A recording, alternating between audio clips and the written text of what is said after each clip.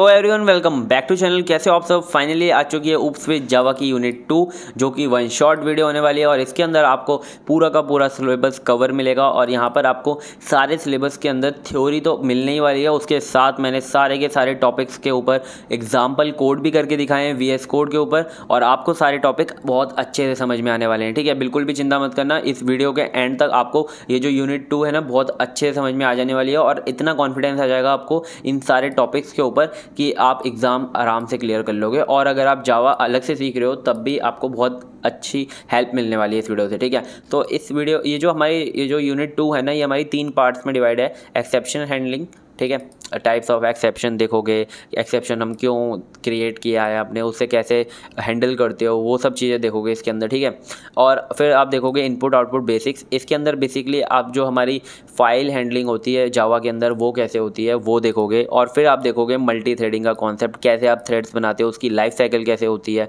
ना, inter thread communication क्या होती है। ठीक है, तो ये सारी चीज़ें आप देखने वाले हो। काफ़ी अच्छे टॉपिक्स हैं सारे के सारे, मैंने बहुत अच्छे से कवर किए हैं विद प्रैक्टिकल एग्जाम्पल्स। तो चलो वीडियो को स्टार्ट करते हैं। तो सबसे पहले हम देखते हैं कि एक्सेप्शनल हैंडलिंग होती क्या है। ठीक है, तो आपको बेसिकली मैं आपको बताऊं तो एक्सेप्शनल हैंडलिंग ये होती है कि कोई भी ऐसा इवेंट जो कि अनवांटेड है, ठीक है, जो कि आप चाहते नहीं हो और वो हो जाता है। ठीक है, और वो होने के बाद क्या होता है कि आपका जो भी नॉर्मल फ्लो है ना प्रोग्राम का, वो डिस्टर्ब होता है। ठीक है, जैसे देखें तो exceptional handling it is an event that disturb the normal flow of program due to an error और अनएक्सपेक्टेड कंडीशन। ठीक है, कोई भी ऐसी अनएक्सपेक्टेड कंडीशन आ जाती है, ठीक है, तो उससे क्या होता है आपका जो नॉर्मल फ्लो है प्रोग्राम का वो डिस्टर्ब हो जाता है। ठीक है, तो उसी को हम क्या कहते हैं, एक्सेप्शनल कहते हैं। ठीक है, एक्सेप्शन कहते हैं, एक्सेप्शन। और अब हम उसे हैंडल कैसे करते हैं, उससे हम ओवरकम कैसे करते हैं, ठीक है, तो उसे हम कहते हैं एक्सेप्शनल हैंडलिंग।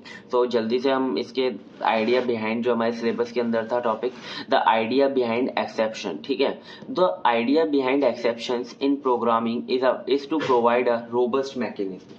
ठीक है, एक रोबस्ट मैकेनिज्म का मतलब ये होता है कि ऐसी प्रोग्रामिंग जिसके अंदर ऐसा मैकेनिज्म हो जो कि एरर से, एक्सेप्शन से क्या कर सके, ओवरकम कर सके। ठीक है, सो देखो हमारी जो जावा होती है वो रोबस्ट लैंग्वेज है। ठीक है, हमने देखा था जावा के जो फीचर थे उसके अंदर। तो रोबस्ट क्या है, मतलब ये एक्सेप्शनल हैंडलिंग कर लेती है काफी अच्छे से, to handle errors and unexpected conditions that occur during the execution of a program. ठीक है, इतना आ गया समझ में। This help in maintaining the normal flow of application even when an error occur. ठीक है, जब अगर एरर अकर होता है, यानी कि कोई भी अगर एक्सेप्शन अगर होता है या फिर कोई भी ऐसी अनएक्सपेक्टेड कंडीशन अगर होती है, तो वो नॉर्मल फ्लो जो है उसका वो बना रहेगा अगर हम एक्सेप्शन हैंडलिंग कर रहेंगे। ठीक है, तो इसके की कॉन्सेप्ट है हमारे, एरर डिटेक्शन एंड मैनेजमेंट। ठीक है, separation of error handling code.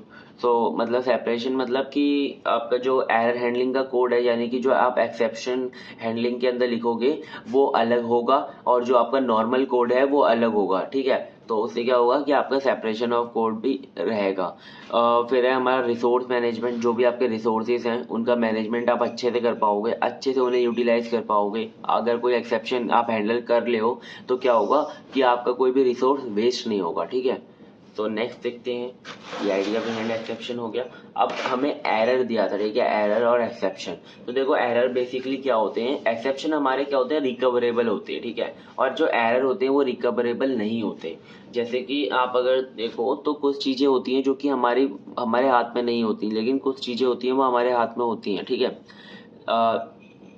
School, अगर हम स्कूल का एग्जाम्पल लें तो ऐसा हम मतलब स्कूल में जो हमारी नोटबुक वगैरह होती हैं वो हम ले जाना कभी कभी भूल जाते हैं। ठीक है, लेकिन जो बारिश है, ठीक है, वो एक एरर है। अगर वो बारिश आ जाती है और आपका नोटबुक भीग जाती है, ठीक है, जैसे कि मैं आपको एक एग्जांपल देना चाहता हूँ कि आप है ना कॉलेज अपनी जो नोटबुक है वो ले जाना भूल जाते हो। ठीक है, वो एक क्या है, एक्सेप्शन है। ठीक है, लेकिन आप कॉलेज जा रहे हो और बारिश हो जाती है और आपका बैग भीग जाता है। ठीक है, वो एक एरर है, वो आपको नहीं पता कि ऐसा हो सकता है। ठीक है, जैसे कि एक्सीडेंट है, ठीक है, एक्सीडेंट अगर हो जाए अचानक से तो आपको नहीं पता ऐसा हो सकता है। ठीक है, तो वो क्या है, वो एरर है। लेकिन आप मतलब जा रहे हो और अपनी नोटबुक घर पर ही भूल गए तो क्या होगा, वो एक एक्सेप्शन है। ठीक है, वो आप भूल गए हो, तो दोनों क्या है, आपको पता था, दोनों मतलब दोनों आपकी वजह से ही हुआ है, गलती से ही हुआ है दोनों, लेकिन क्या है, दोनों अलग अलग है। ठीक है, तो एक्सेप्शन हमारे रिकवरेबल होते हैं लेकिन एरर हमारे रिकवरेबल नहीं होते। एरर आपके हाथ में होते हैं लेकिन नहीं, एरर आपके हाथ में नहीं होते, एक्सेप्शन आपके हाथ में होते हैं। ठीक है, अब देखो generally recoverable can be handled by the program. ठीक है, ये हैंडल कर सकते हैं हम इसे प्रोग्राम के थ्रू, लेकिन generally not recoverable and can not be handled. ठीक है, it is an application level issue, ये बस एप्लीकेशन लेवल का इशू होता है, लेकिन ये सिस्टम लेवल का इशू होता है। ठीक है, आपके जो सिस्टम है ना उसके लेवल तक का इशू होता है। ये जैसे कि इनपुट आउटपुट एक्सेप्शन होते हैं, नल पॉइंटर एक्सेप्शन होते हैं। ठीक है, ये इसके क्या है, एग्जाम्पल है। और out of memory error, stack overflow error, देखो जैसे कि आपकी मेमोरी जो है वो फुल हो गई। ठीक है, तो वो क्या है, सिस्टम का एरर है। ठीक है, वो कोई आपके एप्लीकेशन का एरर नहीं है। ठीक है, अब देखो हम उसे हैंडल कैसे करते हैं। ट्राई और कैच ब्लॉक का हम यूज करके हैंडल कर सकते हैं, फाइनली का यूज करके, थ्रोज का यूज करके, क्या है, हैंडलिंग मैकेनिज्म है इसके अंदर। और ये तो हैंडल होते ही नहीं है, usually not handled within the application. It belong to java.lang.exception package. ठीक है, इस पैकेज के अंदर ये सारे बिलोंग करते हैं। और it belongs to java.lang. Error package. ठीक है, ये इस वाले पैकेज से बिलोंग करते हैं और ये इस वाले पैकेज से बिलोंग करते हैं। ठीक है, अब देखो जो हमारे पेपर के अंदर ऐसा हो सकता है कि आपके पूछे कि define exception and error and also difference between them.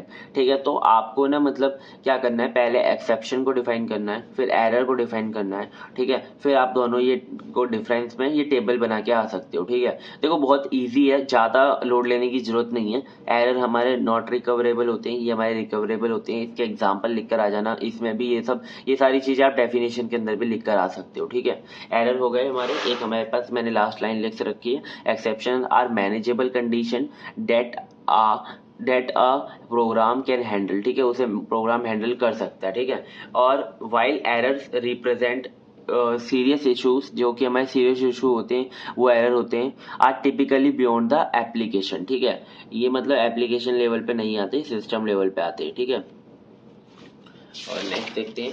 Next हमारा है टाइप्स ऑफ एक्सेप्शंस। ठीक है, तो बेसिकली हमारे दो टाइप के एक्सेप्शन होते हैं, एक होता है चेक्ड एक्सेप्शन और एक होता है अनचेक्ड एक्सेप्शन। ठीक है, आप ऐसे भी मान के चल सकते हो, ये होता है हमारा कंपाइल टाइम एक्सेप्शन, ये होता है हमारा रन टाइम एक्सेप्शन। ठीक है, तो कंपाइल टाइम एक्सेप्शन यानी कि चेक्ड एक्सेप्शन ऐसे एक्सेप्शन होते हैं जो कि हमारे कंपाइल टाइम पर ही चेक हो जाते हैं। ठीक है, लेकिन जो हमारे अनचेक्ड होते हैं वो हमारे कंपाइल टाइम पे चेक नहीं हो पाते, तो इसकी वजह से वो रन टाइम पे जाते हैं। ठीक है, ये मैंने इसके एग्जांपल लिख रखे हैं, ये भी आप याद कर लो। Input output exception, SQL exception, class not found exception, ये सब क्या है, कंपाइल टाइम यानी कि चेक्ड एक्सेप्शन है। लेकिन arithmetic exception, null pointer, array index, out of bound exception, ये सब क्या है हमारे, ये सब है हमारे रन टाइम एक्सेप्शन। ठीक है, ये एग्जाम्पल है इनके।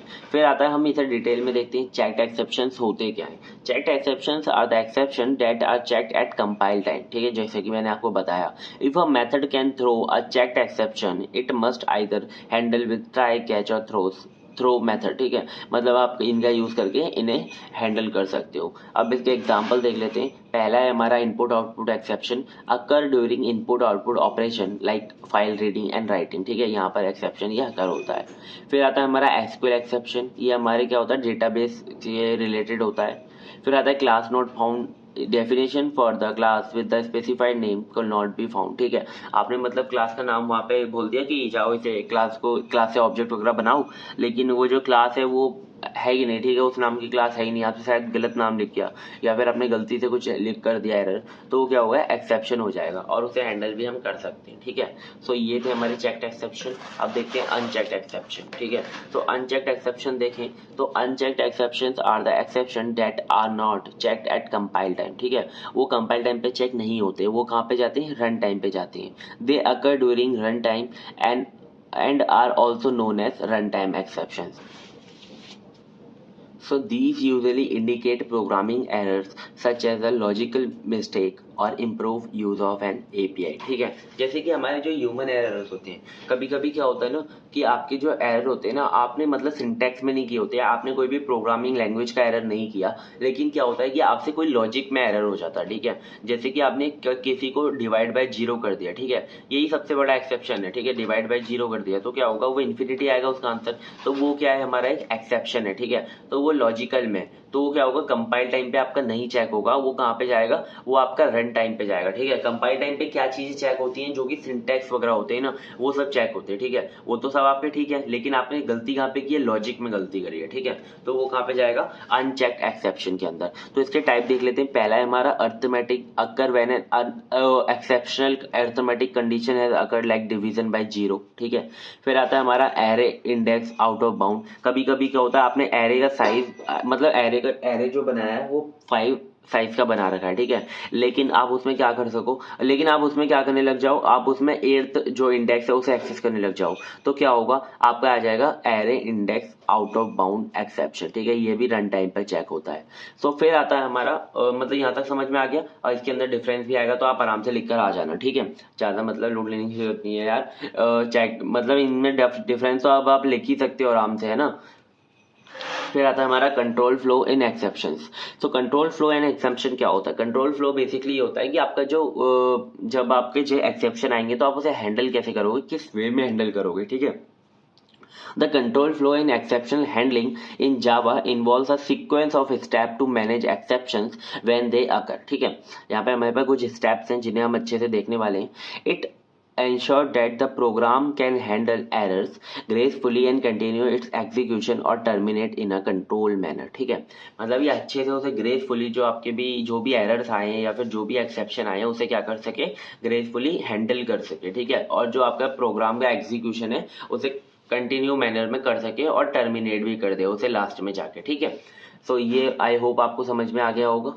ठीक है, अब हम नेक्स्ट देखते हैं कंट्रोल फ्लो के स्टेप्स जो कि इंपॉर्टेंट है, ये मुझे लगता है 10 नंबर में क्वेश्चन आ सकता है। तो देखो, सबसे पहले हमारा होता है ट्राई ब्लॉक। ठीक है, जब भी हम जो भी एक्सेप्शन हमें लगता है कि यार इस वाले प्रोग्राम के अंदर ना हमें एक्सेप्शन मिल सकता है, तो क्या होगा कि हम क्या करेंगे, उसे ट्राई ब्लॉक के अंदर डाल देंगे, जो भी हमारा रिस्की कोड होगा। ठीक है, रिस्की कोड होगा यानी कि इसके अंदर क्या हो सकता है, इसके अंदर कोई भी एक्सेप्शन आ सकता है, इतना हमें पता है। ठीक है, क्या आ सकता है वो सब नहीं पता, लेकिन इतना पता है कि यहाँ पर आ सकता है, तो अब क्या करेंगे, ट्राई ब्लॉक के अंदर उसे डाल देंगे। Code that might throw an exception is placed inside the try block. If no exception occurs, the catch block is skipped and control flow to the next statement after the try catch finally blocks। ठीक है, basically ये बताया गया है कि अगर try के block के अंदर आपको जैसे जो भी आपको लगता है कि एक्सेप्शन आता है तो आपने इसके अंदर डाल दिया, लेकिन अगर इसके अंदर एक्सेप्शन नहीं आता तो ये क्या करेगा कि जो कैच ब्लॉक है उसे स्किप कर देगा। ठीक है, कैच ब्लॉक अभी हम देखते हैं कैच ब्लॉक क्या होता है। जो भी जैसे कि आप ये समझो कि बेसिकली आपने जो भी एक्सेप्शन आया ना, आपने उसे कैच कर लिया, कैसे, ब्लॉक के थ्रू। ठीक है, कैच ब्लॉक के थ्रू। अब कैच ब्लॉक के अंदर हम उसे क्या करते हैं, हैंडल करते हैं। ठीक है, if an exception occur in a try block, control is transfer to the corresponding catch block. ठीक है, अगर आपका ट्राई ब्लॉक में कोई भी एक्सेप्शन अगर होता है तो कंट्रोल फ्लो क्या करेगा, उसे कैच ब्लॉक के अंदर डाल देगा। ठीक है, कैच ब्लॉक के अंदर क्या कर देगा, उसे मतलब उसे भेज देगा, ट्रांसफर कर देगा। The catch block catches the exception, वो क्या करेगा, उसे कैच करेगा and execute the code inside. तो जैसे ही जो भी आएगा उसके अंदर, जो भी आपका कोड कैच ब्लॉक के अंदर होगा वो उसे करेगा। ठीक है, मतलब अभी हम ना ट्राई और कैच को कोड करके देखेंगे जब आपको और अच्छे समझ में आएगा। ठीक है, तो आपको कैच ब्लॉक कैसे लिखना होता है, कैच ब्लॉक लिखना होता है यहाँ पे जो आपके ब्रैकेट है इसके अंदर आपको एक्सेप्शन टाइप लिखना पड़ता है और ई लिखना पड़ता है। ई हमारा यहाँ से हम क्या बनाते हैं, ऑब्जेक्ट बनाते हैं। ठीक है, अभी हम कोड करेंगे तो और अच्छे से समझ में आएगा। और यहाँ पर हम कोड लिखते हैं, code to handle the exception. ठीक है, जिससे कि क्या हो, आगे का जो आपका फ्लो है प्रोग्राम का वो अच्छे से हो पाए। ठीक है, तो नेक्स्ट देखते हैं। नेक्स्ट है हमारा फाइनली ब्लॉक। ठीक है, फाइनली ब्लॉक क्या करता है, फाइनली ब्लॉक बस हमें इंडिकेट करता है जो आपका ट्राई और कैच वाला ब्लॉक है ना वो सक्सेसफुली रन हो गया है। ठीक है, अगर एक्सेप्शन आती है तब भी फाइन ब्लॉक चलेगा, अगर आपका एक्सेप्शन नहीं आती तब भी आपका फाइनली ब्लॉक चलेगा। ठीक है, अब finally block contains code that is always executed regardless of whether an exception was thrown और नॉट। ठीक है, ये दोनों टाइम चलेगा। ठीक है, it is typically used to for clean up activities such as closing file, releasing resources. आप क्या करते हो, उसके अंदर क्लोजिंग फाइल डाल देते हो या फिर क्लोजिंग फाइल का कोड डाल देते हो या फिर रिलीजिंग रिसोर्सेज का कोड डाल देते हो, जिससे क्या होता है कि आपका ट्राई और कैच ब्लॉक आराम से चल गया सक्सेसफुली। फिर ये क्या होता है, फिर ये रन हो जाता है अपने आप। ठीक है, फिर आता है throw statement. Throw statement basically आपको कोई भी अगर एक्सप्लिसिटली कोई भी आपको एक्सेप्शन क्या करना है, थ्रो करना है। ठीक है, आपको अपनी तरफ से कोई भी एक्सेप्शन देना है। ठीक है, बेसिकली ज्यादातर तो ये यूज नहीं होता थ्रो एक्सेप्शन, हम क्यों ही यूज करेंगे। ठीक है, हम क्यों एक्सेप्शन को थ्रो करेंगे, लेकिन अगर आप चाहते हो कि थ्रो करना कोई भी अपनी तरफ से एक्सेप्शन तो आप कर सकते हो। और जो हमारे यूजर यूज़र टाइप जो हमारे यूज़र डिफाइंड होते हैं ना एक्सेप्शन, है ना, जो कि हम यूज़र्स बनाते हैं अलग से अपनी तरफ से, जो कि पहले से प्रोग्रामिंग लैंग्वेज के अंदर नहीं है, तो वो भी हम थ्रो कीवर्ड का हम यूज़ करके बनाते हैं। ठीक है, throw new exception type and error. ठीक है, आप ये इसका सिंटैक्स होता है। फिर आता है हमारा थ्रोज क्लॉज। ठीक है, थ्रोज क्लॉज क्या होते हैं? ठीक है, ये बेसिकली इसके लिए यूज होते हैं, कोई कोई मेथड होती है जिसके अंदर जो है एक्सेप्शन अकर हो सकता है। ठीक है, लेकिन वो प्रोग्रामर को इंडिकेट करने के लिए हम इसका यूज करते हैं कि ये वाली जो मेथड है, ये वाली मेथड हमें एक्सेप्शन दे सकती है। ठीक है, तो हम यहाँ पर ना अपनी जो मेथड के आगे थ्रोज लिखकर एक्सेप्शन टाइप लिख देते हैं, जिससे क्या होता है कि प्रोग्रामर को पता चल जाता है कि ये वाला एक्सेप्शन आ सकता है। The throws clause in a method declaration specify which exception might be thrown by the method. ठीक है, अब हम इन सबको कोड करके देख लेते हैं एक बार, जिससे कि आपको और अच्छे से समझ में आएगा। तो दोस्तों मैंने आपको थ्योरी पार्ट तो सारा बता दिया, अब जो है हमारा कोडिंग पार्ट है। ठीक है, try, catch, finally and throw, हम ये सारे कीवर्ड्स को देखेंगे कैसे हम इसे प्रोग्रामिंग के अंदर यूज़ करते हैं। इससे क्या होगा कि अगर कोड भी आता है तो आप उसके बारे में लिख कर आ सकते हो। ठीक है, सो और थोड़ा आप इससे कंफर्टेबल हो जाओगे कोडिंग से। तो सबसे पहले हम देखेंगे ट्राई और कैच और फाइनली ब्लॉक। ठीक है, ये जो तीनों हैं हम कैसे इससे एक्सेप्शन जो है हमारे हैंडल करते हैं। तो देखो सिंपली अगर हम नॉर्मल फ्लो जो होता है हमारे प्रोग्राम का, अगर जैसे हमें स्ट्रिंग प्रिंट करानी है, जैसे हमें यहाँ पे मल्टी आइटम्स प्रिंट कराना है। ठीक है, तो हम क्या करेंगे, डायरेक्टली इसे रन करेंगे और मल्टी आइटम्स प्रिंट हो जाएगा। देख सकते हो मल्टी आइटम्स यहाँ पे प्रिंट हो गया है। और हमें सेकंड अगर प्रिंट कराना है तो हम जैसे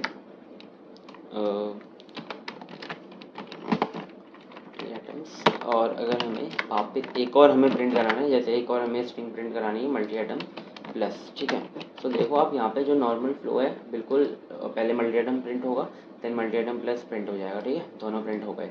अब अगर हमें इसके बीच में कोई अगर एक्सेप्शन आ जाता है, ठीक है, जैसे कि हम प्रिंट करा देते हैं यहाँ पर 10 डिवाइड बाई 0। ठीक है, तो ये क्या है, एक्सेप्शन है, क्योंकि हम 0 से डिवाइड कर रहे हैं तो इन्फिनिटी जाएगा। तो क्या होगा, बस मल्टी आइटम प्रिंट होगा और यहाँ पे हमारा जो फ्लो है वो डिस्टर्ब हो जाएगा। आप देख सकते हैं यहाँ पे हमारा मल्टी आइटम प्रिंट हुआ, फिर एक्सेप्शन आ गया और हमारा जो फ्लो है वो डिस्टर्ब हो गया। तो एक्सेप्शन क्या करते हैं, हमारे जो फ्लो है, नॉर्मल फ्लो है प्रोग्राम का, उसे डिस्टर्ब कर देते हैं। ठीक है, तो हमें इसके लिए इसे हैंडल करना पड़ता है। देखो मतलब हमें हैंडल करना पड़ता है, जो बड़े बड़े प्रोग्राम है उसके अंदर बहुत यूज़फुल होता है एक्सेप्शन हैंडलिंग। ठीक है, तो यहाँ पर आप देख सकते हो हमें क्या क्या मिल रहा है। एक तो हमें मेन मिल रहा है जो हमारा स्टैक ट्रेस होता है कि हमें सबसे पहले कौन से फंक्शन में गए, फिर हम कौन से फंक्शन में गए। और एक हमें टाइप मिल रहा है एक्सेप्शन का, आप देख सकते हो अर्थमेटिक एक्सेप्शन, है ना। और एक हमें यहाँ पे मैसेज मिल रहा है कि बाय 0 हमने डिवाइड किया इसे 0 से जब हमें दिक्कत आई है। ठीक है, तो अब हम इसे हैंडल कैसे कर सकते हैं। ठीक है, अब मैं ना इसे ट्राई और कैच का यूज़ करके हैंडल करके दिखाता हूँ आपको कहीं पर भी अगर लगता है कि वहाँ पे एक्सेप्शन आ सकता है, आप उसे क्या करो, ट्राई ब्लॉक के अंदर डाल दो। ठीक है, तो यहाँ पे आप देख सकते हो जो हमारा ट्राई ब्लॉक है इसके अंदर हम इसे डाल देंगे, ये रहा। ठीक है, हमने ये इसे क्या कर दिया, ट्राई ब्लॉक के अंदर डाल दिया। अब अगर हमें इसे कैच करना है, ठीक है, अब हमें इसे हैंडल करना है तो हमें एक कैच ब्लॉक बनाना पड़ेगा। कैच ब्लॉक के अंदर हमें कौन से टाइप का आपका एरर आ सकता है आपको वो लिखना पड़ेगा। ठीक है, अर्थमेटिक एक्सेप्शन आ सकता है और ई करके हमें क्या बना देंगे, ऑब्जेक्ट बना देंगे। ठीक है, अभी मैं इसका यूज़ बताऊँगा आपको अगर दिक्कत आएगी तो। कैच के अंदर हम इसे हैंडल कैसे करेंगे, हमें वो लिखना है। जैसे कि हम यहाँ पर एक स्टेटमेंट प्रिंट करा देंगे कि एक्सेप्शन अकर। ठीक है, एक्सेप्शन अकर करके एक हम बता देंगे जिससे हमें पता चल जाए कि यहाँ पे एक्सेप्शन आया है और हमारा यहाँ पे दिक्कत आई है, लेकिन जो हमारा फ्लो होगा, नॉर्मल फ्लो होगा, वो ब्रेक नहीं होगा। ठीक है, सो देखो यहाँ पे आप देख सकते हो, अगर अब मैं यहाँ पे प्रिंट कराऊंगा तो सबसे पहले आप देख सकते हो मल्टी आइटम्स आया और फिर एक्सेप्शन अगर हमने जो स्टेटमेंट हैंडल करा उसे वो आ गया और फिर मल्टी आइटम प्लस आ गया। तो इससे क्या हुआ, कोई भी हमारा जो फ्लो था प्रोग्राम का वो नहीं टूटा, वो आ गया। ठीक है, कोई भी अगर दिक्कत आती है तो वो से हमने हैंडल कर लिया एक्सेप्शन अकर करके। ठीक है, और अगर कोई और ऐसे एक्सेप्शन आ सकता है जैसे कि आउट ऑफ बाउंड एरे हो जाता है तब भी हम उसे कर सकते हैं, और नल पॉइंटर आ जाता है तब भी हम उसे कर सकते हैं, है ना। और ये हो गया ट्राई और कैच। ठीक है, अब हम देखते हैं फाइनली वाला। फाइनली क्या करता है, फाइनली बेसिकली हमें इंडिकेट करता है कि हमारा जो ब्लॉक है ट्राई और कैच का वो हमारा मतलब सक्सेसफुली रन हो गया। ठीक है, तो यहाँ पे अगर मैं फाइनली करके एक प्रिंट करा देता हूँ फाइनली रन्स। ठीक है, तो अगर एक्सेप्शन आता है तब भी ये रन होगा, अगर नहीं आता तब भी ये रन होगा। ठीक है, बस ये इंडिकेट करेगा या फिर मतलब प्रोग्रामर को बताएगा कि आपका जो एक्सेप्शन हैंडलर आपने ट्राई और कैच ब्लॉक डाला था वो मतलब सक्सेसफुली रन हो गया। ठीक है, अब मैं अगर इसे रन करूँगा तो फाइनली वाला आपका जो है वो रन होगा। ठीक है। आप देख सकते हैं यहाँ पे हमारा एक्सेप्शन अगर हुआ, फिर हमारा फाइनली रन हुआ। अगर यहाँ पे एक्सेप्शन अगर नहीं हो रहा, ठीक है, जैसे कि अगर मैं यहाँ पे डिवाइड बाय 2 कर दूँ, ठीक है, तो एक्सेप्शन तो आएगा ही नहीं, क्योंकि ये 0 से डिवाइड नहीं कर रहे, तो एक्सेप्शन आ नहीं रहा, 5 आ जाएगा इसका आंसर, ठीक है। तो हमारा क्या होगा, ये जो कैच वाला ब्लॉक है इसके अंदर जाएगा नहीं, तो कैच वाला ब्लॉक चलेगा नहीं, तो क्या होगा, ये फाइनली फिर भी चलेगा, एक्सेप्शन नहीं आएगा फिर भी चलेगा, क्यों, आपका जो ट्राई वाला ब्लॉक है वो सक्सेसफुली रन हो गया। आप देख सकते हो यहाँ पे हमारा मल्टी आइटम्स आया, फिर आपका 5 आया क्योंकि आपका कोई भी एक्सेप्शन नहीं आया, और यहाँ पे आपका फाइनली रन आ गया। फाइनली रन ने बता दिया कि आपका जो सक्सेसफुली रन हो गया है ट्राई और कैच ब्लॉक, ठीक है। ये होता है हमारा ट्राई, कैच और फाइनली। आई होप आपको ये सारी चीज़ें समझ में आई होंगी, ठीक है। अब हम देखते हैं थ्रोस क्या करता है, ठीक है। तो यहाँ पे मैंने एक थ्रोस का ये लिए अलग बना रखा है, जिससे कि मैं आपको मतलब बता सकूं। तो देखो, थ्रोस बेसिकली ये बताता है आपको कि आपका कौन सा मेथड कौन सा एक्सेप्शन आकर कर सकता है, ठीक है, प्रोग्रामर को इंडिकेट करता है, ठीक है। जैसे कि आपने बेसिकली यहाँ पर ना एक मेथड बना लिया अलग से, देखो मेथड बनाना आपको आता होगा। हमने एक स्टैटिक जो हमारा इंटीजर रिटर्न टाइप करेगा वो, और मेथड का नाम रख दिया हमने डिवाइड, ठीक है। एक हमने डिवाइड नाम से मेथड बना लिया, इसके अंदर हम एक इंटीजर पास कर देते हैं ए, ठीक है, और हमें ये मेथड बनाए थे, ठीक है। ये रिटर्न क्या करता है, ये रिटर्न करता है ए को डिवाइड कर देते हैं 0 से, ठीक है। तो यहाँ पे एक एक्सेप्शन आ रहा है क्योंकि 0 से डिवाइड कर रहा है, लेकिन हमने ये जो मेथड बनाया ना ये बाहर बनाया, मेन से बाहर। तो प्रोग्रामर क्या करेगा, मेन के अंदर इस वाले को कॉल करेगा, ठीक है। इसने एक इंटीजर ए बनाया, ए को वैल्यू दे दी कितनी, 10 वैल्यू दे दी, ठीक है।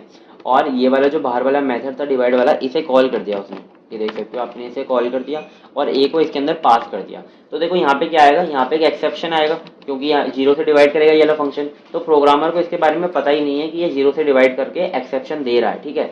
तो इसकी नॉलेज नहीं है। देखो हम यहाँ पे रन करेंगे तो क्या होगा, एक एक्सेप्शन प्रिंट होगा, आप देख सकते हो यहाँ पे हमारा एक्सेप्शन आ रहा है, ठीक है ना।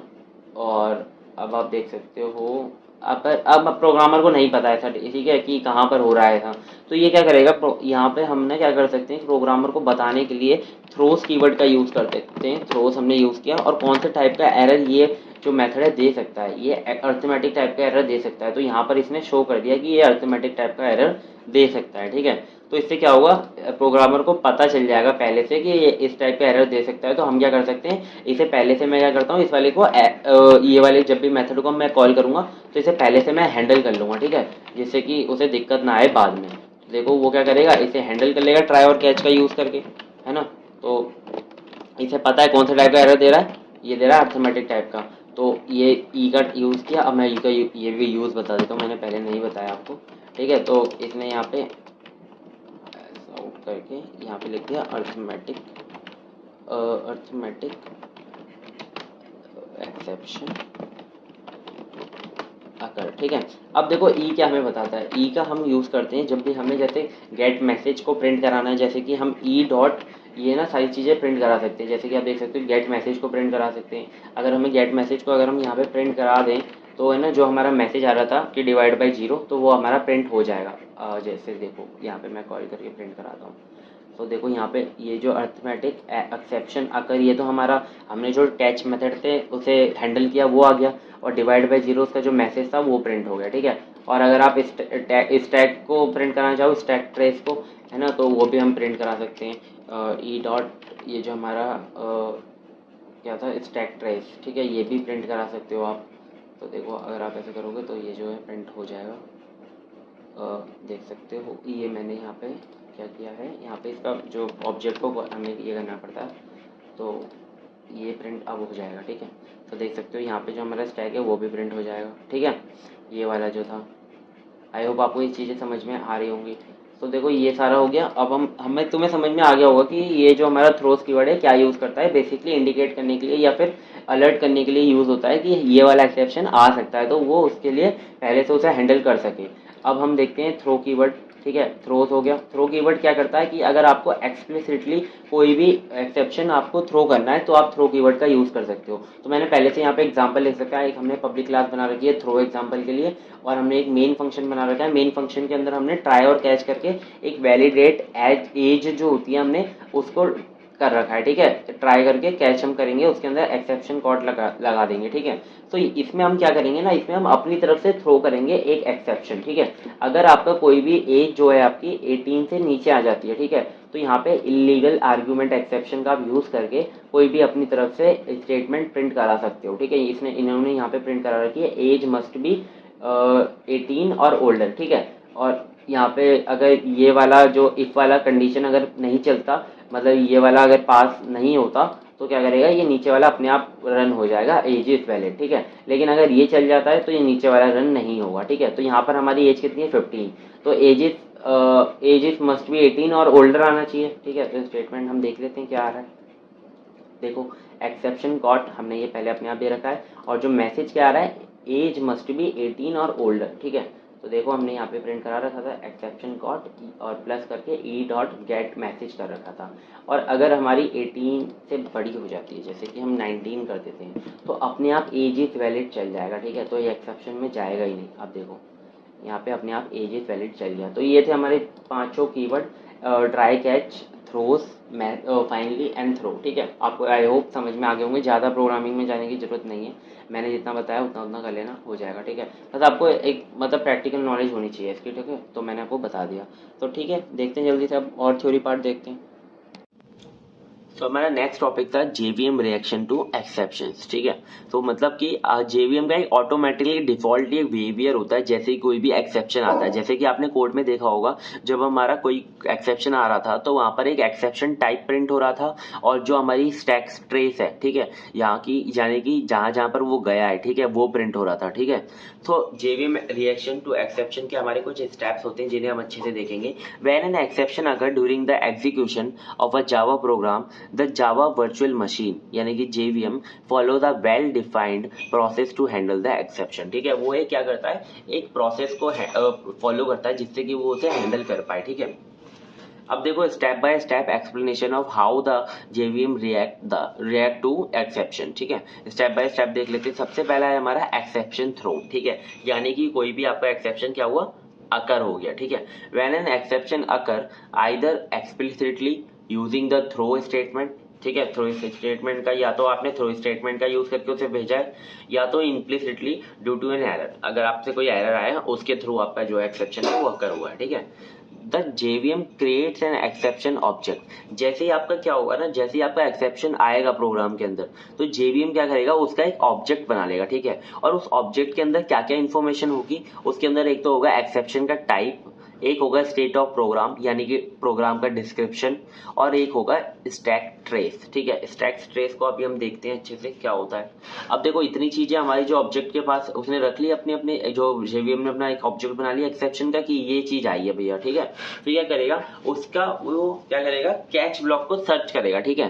कैच ब्लॉक को सर्च क्यों करेगा, क्योंकि हम ट्राई के अंदर तो ये डालते हैं कि कहाँ पर हमारा जो प्रोग्राम के अंदर एक्सेप्शन आ सकता है, लेकिन कैच ब्लॉक के अंदर हम उसे हैंडल करते हैं। तो JVM देखेगा क्या कहीं प्रोग्रामर ने उसे हैंडल कर रखा है, कैच ब्लॉक के अंदर कहीं उसे हैंडल कर रखा है, तो वो क्या करेगा, सबसे पहले करंट मेथड में देखेगा, ठीक है। जिस मेथड के अंदर आपका जो एक्सेप्शन आया उस मेथड के अंदर देखेगा क्या वहां पर कैच ब्लॉक प्रेजेंट है, ठीक है। JVM first check if there is a try catch block in a current method that can be handle the exception. अगर मिल गया तो क्या करेगा, उसे वो कैच ब्लॉक वाला जो कोड है उसे प्रिंट करा देगा। लेकिन अगर ऐसा नहीं होता तो जिस मेथड ने उसे कॉल किया है ये उस मेथड पे जाएगा, ठीक है। एक हायरार्की फॉलो होती है ना, जैसे कि जहां पे आपका कॉल हुआ है उसमें उस मेथड में जाएगा और उसमें देखेगा कि क्या वहां पर कोई कैच ब्लॉक है। If no matching catch block is found in a current method the JVM propagate the exception to the calling method, ठीक है। कॉलिंग मेथड पे जाएगा, continue the process up to the call stack, ठीक है। जो हमारा call stack होता है ना, उसके अंदर सबसे नीचे आता है हमारा मेन फंक्शन, ठीक है। मेन फंक्शन के अंदर वो आता है जो आपने बनाया है, ठीक है। जैसे कि आपने ना मतलब आपने दो फंक्शन अलग से, दो मेथड आपने अलग से बनाई है, जैसे कि एक तो हो गया आपका मेन, और आपने उसके अंदर एक कैलकुलेटर बनाया, ठीक है। कैलकुलेटर के अंदर आपने एक एडिशन का एक अलग मेथड बनाया है, ठीक है। तो आपका जो कॉल स्टैक होगा उसके अंदर सबसे नीचे आ रहा होगा मेन, ठीक है। उसके ऊपर आ रहा होगा कैलकुलेटर, उसके ऊपर आ होगा एडिशन, ठीक है। और जो आपका एक्सेप्शन अगर अकर हुआ है एडिशन के अंदर, तो सबसे पहले वो सर्च करेगा क्या वो कैच मेथड एडिशन मेथड के अंदर है, नहीं है, ठीक है। तो क्या करेगा, फिर जाएगा कैलकुलेटर के पास, जिसने उसे कॉल किया, कैलकुलेटर में जाके ढूंढेगा क्या कैलकुलेटर के अंदर है, नहीं है, ठीक है, तो कॉल स्टैक के अंदर दिखेगा और मेन फंक्शन के पास जाएगा, ठीक है, मेन फंक्शन के अंदर ढूंढेगा, मेन फंक्शन के अंदर है, नहीं है, ठीक है, तो क्या करेगा फिर वो अगला स्टेप लेगा, ठीक है, पहले तो प्रोपोगेट करेगा मेन फंक्शन तक, propagation up to the call stack, ठीक है, कॉल स्टैक तक, यानी कि if no match catch block is found in any of the method in the call stack the exception continues the propagate until it reaches the main method, ठीक है, main method पहला होता है, ठीक है, सबसे मेन होता है, और उसके अंदर अगर एक्सेप्शन नहीं मिलता तो कहीं पर नहीं है एक्सेप्शन, ठीक है, तो एक्सेप्शन मतलब हैंडल नहीं किया हुआ है आपने, तो क्या करेगा वो बेसिकली अनकॉल्ड एक्सेप्शन हैंडलर को उसे हैंड ओवर कर देगा कि अब देखो यहाँ पर तो प्रोग्रामर ने तो कुछ भी उसे कैच नहीं कर रखा, ठीक है, तो क्या करना है हमें अपने आप ही डिफॉल्ट जो बिहेवियर है वो शो करना है, ठीक है, if the exception reach the main method and still remain the unhandled, ठीक है, तो जब JVM default uncode exception handler takes over, ठीक है, ये आ जाएगा और ये क्या प्रिंट करेगा, एक तो ये स्टैक ट्रेस प्रिंट करेगा, ठीक है, स्टैक ट्रेस प्रिंट करेगा, इसके अंदर क्या क्या होगा, एक आपका एक्सेप्शन टाइप होगा और सीक्वेंस ऑफ मेथड होगी, यानी कि आप कहाँ कहाँ पर गए, ठीक है, आप पहले जैसे कि आपने वहां पे वो प्रिंट करेगा, जैसे कि मैं पहले ऐड मेथड पे गया वहां पर नहीं मिला, फिर मैं गया कहाँ पर, फिर मैं गया कैलकुलेटर के पास वहां पर नहीं मिला, फिर मैं मेन मेथड के पास गया वहां पर नहीं मिला, तो ये क्या करेगा एक सीक्वेंस ऑफ मेथड को प्रिंट करेगा और आपका किस टाइप का एक्सेप्शन आ रहा है उसे प्रिंट करेगा, और एक आपका जो मैसेज होता है ना, अगर आपका ऐसा एक्सेप्शन है जो कि पहले से हो रखा है, जैसे कि अर्थमेटिक एक्सेप्शन है,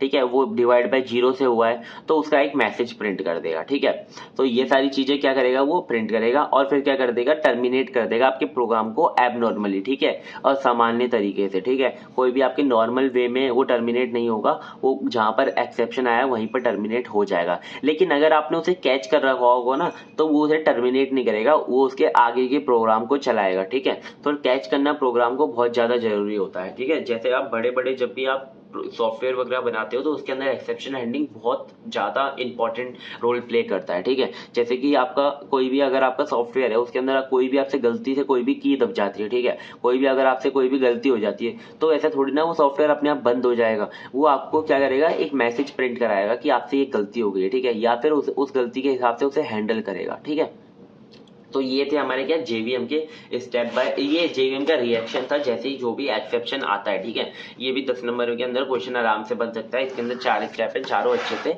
पढ़ लेना, ठीक है, फिर आता है हमारा inbuilt and user defined exception, ठीक है, इनबिल्ट तो आपको पता ही चल गया जो भी आपने अभी तक देखे, इनबिल्ट एक्सेप्शन आता है predefined in Java API, these exception are derived from the throwable class, ठीक है, ये सारे एक्सेप्शन किससे बनते हैं, थ्रोएबल क्लास से बनते हैं, and they cover a wide range of standard error conditions, ठीक है, तो मतलब बेसिकली इनबिल्ट जो है आपके पहले से बने हुए, जैसे कि अर्थमेटिक टाइप है, नल पॉइंटर है, index array index out of bound है, ठीक है, ये सब क्या है पहले से बने हुए हैं, इनको बस आपको यूज करना है, ठीक है, इसमें आपको कुछ भी बनाना नहीं है, ठीक है, तो जैसे कि आप इसके अंदर क्या लेके आ सकते हो, चेक्ड एक्सेप्शन को अच्छे से एक्सप्लेन करके आ सकते हो जो कि मैंने पहले किया है, अनचेक्ड को करके आ सकते हो और एरर को करके आ सकते हो, ठीक है, इन तीनों को आप इसके अंदर एक्सप्लेन करके आना जरूर, ठीक है, क्योंकि 10 में अंदर दोनों अगर पूछता है इनबिल्ट और यूजर डिफाइंड तो आपको ये करके आने पड़ेंगे, ठीक है, अब हम देखते हैं यूजर डिफाइंड, ठीक है, यूजर डिफाइंड एक्सेप्शन होते क्या है हमारे, बेसिकली नाम से पता चल रहा है जो कि यूजर बनाता है, जो कि प्रोग्रामर बनाता है,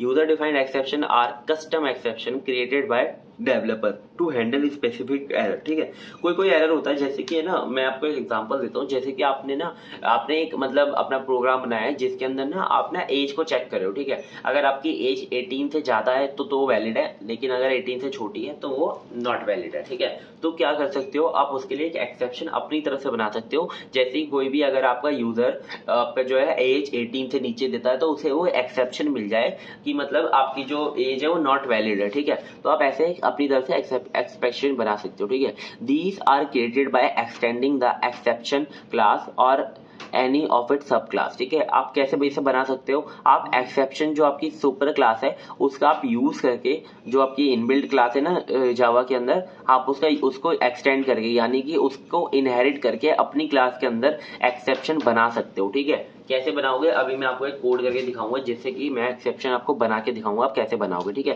पहले हम इसके स्टेप देख लेते हैं हम कैसे कैसे बनाते हैं, क्योंकि थ्योरी पार्ट बहुत इंपॉर्टेंट है ना, कभी कभी थ्योरी मतलब आपके जो मेरे को पता है जो आपका पेपर आएगा ना थ्योरेटिकली आएगा, क्योंकि इतने ज़्यादा टॉपिक दे रखे हैं ना कि आप प्रोग्राम खुद ही नहीं कर पाओगे उनके। तो सबसे पहले आपका डिफाइन द एक्सेप्शन क्लास, ठीक है। सबसे पहले आपको जो आपकी एक्सेप्शन क्लास है उसे डिफाइन करना पड़ेगा, यानी कि जो आपकी इनबिल्ट एक्सेप्शन क्लास है ना उससे आपको एक्सटेंड करके यानी कि इनहेरिट करके अपनी क्लास बनानी पड़ेगी। Extend the exception class for a checked exception. अगर आप चेक्ड एक्सेप्शन बना रहे हो तो यानी कि कंपाइल्ड एक्सेप्शन बना रहे हो तो वो आपको एक्सेप्शन क्लास को इनहेरिट करना पड़ेगा। लेकिन अगर आप अनचेक्ड यानी कि रन टाइम बना रहे हो तो आपको रन टाइम एक्सेप्शन क्लास को क्या करना पड़ेगा, इनहेरिट करना पड़ेगा। फिर क्या करना पड़ेगा, आपको एक कंस्ट्रक्टर प्रोवाइड कराना पड़ेगा जो कि आपको एक कस्टम मैसेज देगा सुपर क्लास के थ्रू, ठीक है।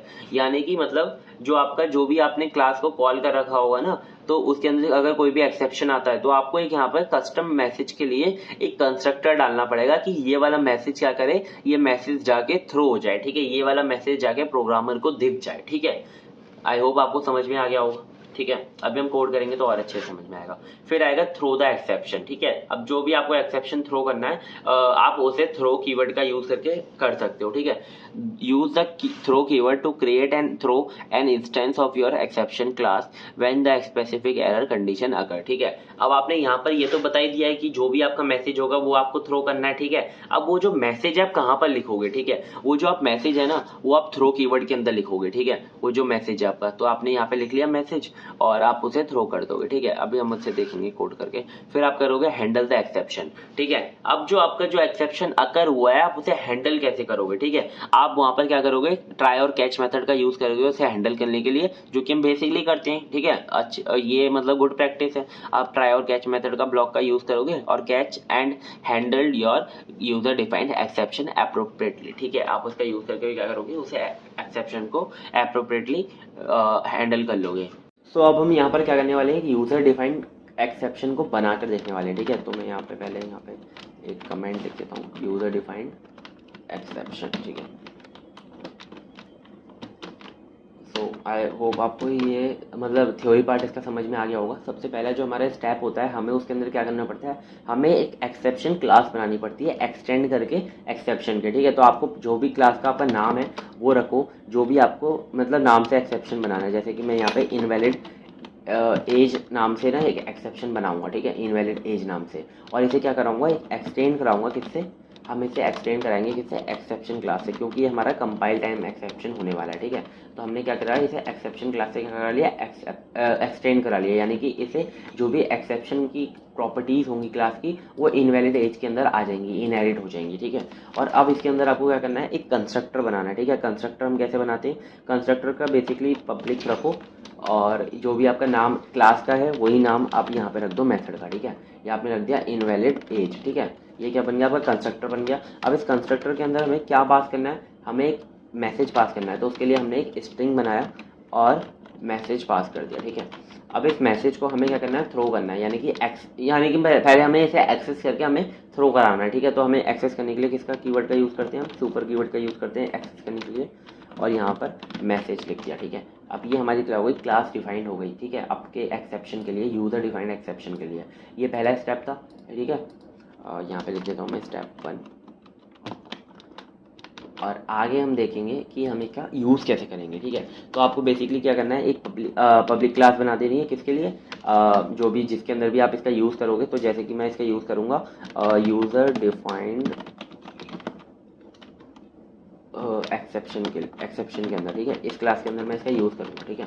इस क्लास के अंदर मैं किसका ऐसे यूज़ कैसे करूँगा, पब्लिक क्लास यूज़र डिफाइंड करना पड़ेगा ना, पब्लिक क्लास यूज़र डिफाइंड, ठीक है। ये आपने क्लास बना ली। अब इसके अंदर आप इसका यूज़ कैसे करोगे, आप इसका यूज़ करोगे मेन के अंदर, ठीक है। तो आपने यहाँ पे क्या करना है, यहाँ पर आपको बेसिकली क्या लिखना है, स्टैटिक वॉइड मेन, ये रहा, बिल्कुल सेम यही वाला लिख देना। और इसके अंदर अब है ना हम क्या करेंगे, हम ना एक इंटीजर एज बनाएंगे। अब इस एज को हम चेक करना है हमें कि ये इनवैलिड है कि नहीं, ठीक है। तो हम ना यहाँ पर एक इसे इक्वल टू 12 कर देते हैं। तो ये पहले तो ये ना 18 से अगर छोटी है तो वो इनवैलिड होगी, अगर 18 से बड़ी होगी तो वो वैलिड होगी, ठीक है। तो हम हमारा मतलब ये कॉन्सेप्ट रखेंगे। तो अभी हमारी 12 है, तो हम इसे चेक करने के लिए क्या करेंगे, एक ना वो बना लेते हैं, फंक्शन बना लेते हैं बाहर। तो हम फंक्शन का नाम रखते हैं पब्लिक स्टैटिक, और ये कुछ भी रिटर्न नहीं करेगा, वॉइड लिख देते हैं। और फंक्शन का नाम रखते हैं हमारा इनवैलिड, ठीक है। इनवैलिड हम फंक्शन का नाम रख देते हैं, ये हमने इनवैलिड फंक्शन का नाम रख दिया और इसके अंदर हम नहीं चेक एज रख देते, ठीक है, चेक एज, जैसे कि हम एज को चेक कर पाएँ, ठीक है, चेक एज। और इसके अंदर हम क्या करेंगे, इसके अंदर ना पैरामीटर पास करेंगे इंटीजर एज, जो कि हमारी एज हम भेजेंगे इसके अंदर, ठीक है।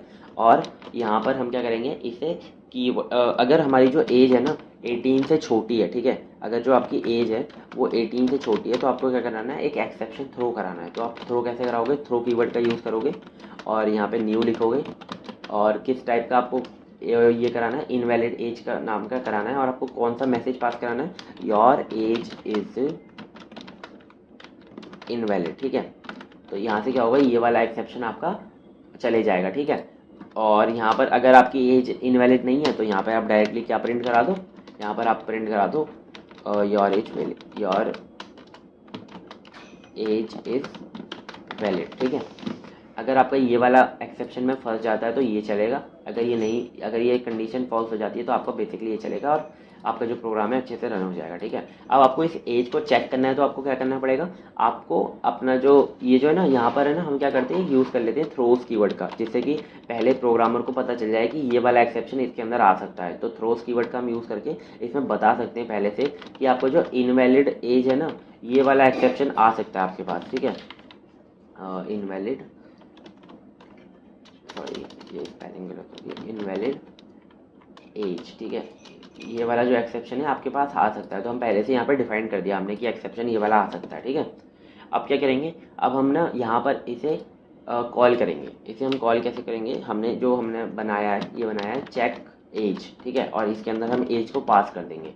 अब क्या होगा कि यहाँ पर हम इसे कॉल करेंगे तो हमें ना इसे यहाँ पर कैच करना पड़ेगा। यहाँ पर जो आपका एक्सेप्शन है वो तो आ जाएगा, ठीक है, एक्सेप्शन आ गया। अब आप हमें इसे कैच भी तो करेंगे, हमें पहले से पता है कि यहाँ पे ये वाला एक्सेप्शन आ सकता है, तो हमें इसे कैच करने के लिए क्या यूज़ करते हैं, ट्राई और कैच का, ठीक है। ये वाला जो हमारा स्टेप था, ये वाला स्टेप था 2, ठीक है, ये था स्टेप 2, ये हमने स्टेप 2 रन करा दिया। और अब हम यहाँ पे कैच करके क्या करेंगे, स्टेप 3 को परफॉर्म करेंगे, ठीक है, स्टेप 3 को परफॉर्म करेंगे। आप देख सकते हो यहाँ पे स्टेप 3 लिखा है। अब मैं जो भी आपको लगता है ना कि आपका जहाँ पर एक्सेप्शन आ सकता है तो उसे डाल दिया करो ट्राई के अंदर, ये हमने डाल दिया। अब हम इसे ना कैच कैसे करेंगे, बेसिकली आपको यहाँ पे कैच लिखना है, किस टाइप का किस टाइप का एक्सेप्शन आ सकता है, इनवैलिड एज टाइप का एक्सेप्शन आ सकता है। आपने डाल दिया, एक ऑब्जेक्ट बना लिया ई। और अब जो भी मैसेज है ना, ये वाला जो मैसेज है, हम इसे यहाँ पे मैं आपको प्रिंट करा के दिखाता हूँ, ठीक है, कैसे हम प्रिंट कराएंगे। यहाँ पे लिखना है आपको ऐसा और ई डॉट गेट मैसेज लिख देना, ठीक है, गेट मैसेज ये रहा, ठीक है। गेट मैसेज जब आप लिख दोगे यहाँ पर तो जो भी आपका मैसेज यहाँ पर जो आपने एक्सेप्शन के अंदर थ्रो किया है ना, वो यहाँ पर आपका प्रिंट हो जाएगा, ठीक है। बेसिकली बहुत इजी है, ठीक है, ये हमने पूरा एक्सेप्शन आपका बना लिया, ठीक है। सो आई होप आपको यहाँ तक समझ में आ गया होगा। ये जो हमारा स्टेप 1 था, यहाँ पर हमने क्लास को मतलब बनाया, फिर हमने स्टेप 2 में क्या किया, ये जो आपका मेन फंक्शन था जो भी आपको हैंडल करना था, वो आपने यहाँ पर एक मेथड बनाया और इसके अंदर आपने हैंडल किया। इसके अंदर आपने ना क्या किया, एक्सेप्शन को थ्रो किया कि अगर आपकी एज 18 से छोटी है तो आप ये वाला एक्सेप्शन करा दो, ठीक है।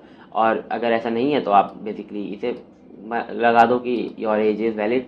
और अगर ऐसा एक्सेप्शन आता है तो आपको इसे हैंडल करना पड़ेगा, किसका यूज़ करके, ट्राई और कैच का यूज़ करके हैंडल करना पड़ेगा।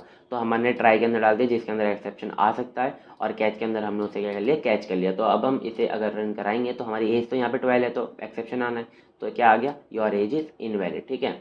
और अगर हमारी जो एज है वो हम कर दें 19, जैसे कि कोई एक्सेप्शन आए ना, 19 कर दें, तो क्या होगा, यहाँ पर हमारा रन होगा योर एज इज़ वैलिड, ठीक है। तो एक्सेप्शन नहीं आया और your age is valid print हो गया। आई होप आपको ये समझ में आया होगा, यूज़र डिफाइंड एक्सेप्शन, ठीक है। How to take input in Java. Java के अंदर आप इनपुट कैसे लेते हो, अभी तक मैंने आपको ये नहीं बताया कि इनपुट कैसे लेते हो। कभी भी आपके पास अगर कोई प्रोग्राम आ जाता है बनाने के लिए जिसके अंदर आपको यूज़र से इनपुट लेना है, ठीक है, कोई भी अगर बेसिक सा प्रोग्राम हो जाए लेकिन आपको उसके अंदर इनपुट लेना है, ठीक है, तो आप नहीं ले पाओगे, ठीक है, क्योंकि आपको पता ही नहीं जावा के अंदर इनपुट कैसे लेते हो। तो देखो, जावा के अंदर आप स्कैनर क्लास का यूज़ करके इनपुट ले सकते हो, ठीक है। तो स्कैनर क्लास का आपने यूज़ करके इनपुट ले लिया, और ये जो स्कैनर क्लास किसके अंदर मिलती है आपको, जावा डॉट यूटिल पैकेज के अंदर, ठीक है। तो आपको सबसे पहले जावा डॉट यूटिल पैकेज इंपोर्ट कराना पड़ेगा अपनी क्लास के अंदर, अपनी मतलब प्रोग्राम के अंदर, ठीक है। तो to use scanner class create an object, आपको फिर ऑब्जेक्ट बनाना पड़ेगा उस क्लास का और उसको यूज़ करना पड़ेगा, ठीक है। उस क्लास के अंदर आपको बहुत सारे मेथड्स मिल जाएंगे जिसका आप यूज़ करके इनपुट ले सकते हो अपने यूज़र से, ठीक है। तो आप इनपुट कैसे कराते हो, ये सिंटैक्स होता है इनपुट इम्पोर्ट का। और स्कैनर माई ऑब्जेक्ट करके आपने ये माई ऑब्जेक्ट करके आपने ये ऑब्जेक्ट बना लिया स्कैनर से, ठीक है। और फिर आपने यहाँ पर इसका यूज़ करके इनपुट ले लिया, ठीक है। तो चलो जल्दी से आपको मैं इसे कोड करके दिखाता हूँ, ऐसे थ्योरी में नहीं छोड़ने वाला हूँ। सबसे पहले आप देखो यहाँ पे हमने इंपोर्ट करा लिया है java.util.scanner, ठीक है। ये वाली क्लास हमारी इंपोर्ट हो गई। और अब इस जो पब्लिक हमारी क्लास है उसके अंदर हमने एक मेन फंक्शन बनाया है, जिसके अंदर हमने यहाँ पे ऑब्जेक्ट बना लिया स्कैनर का यूज़ करके।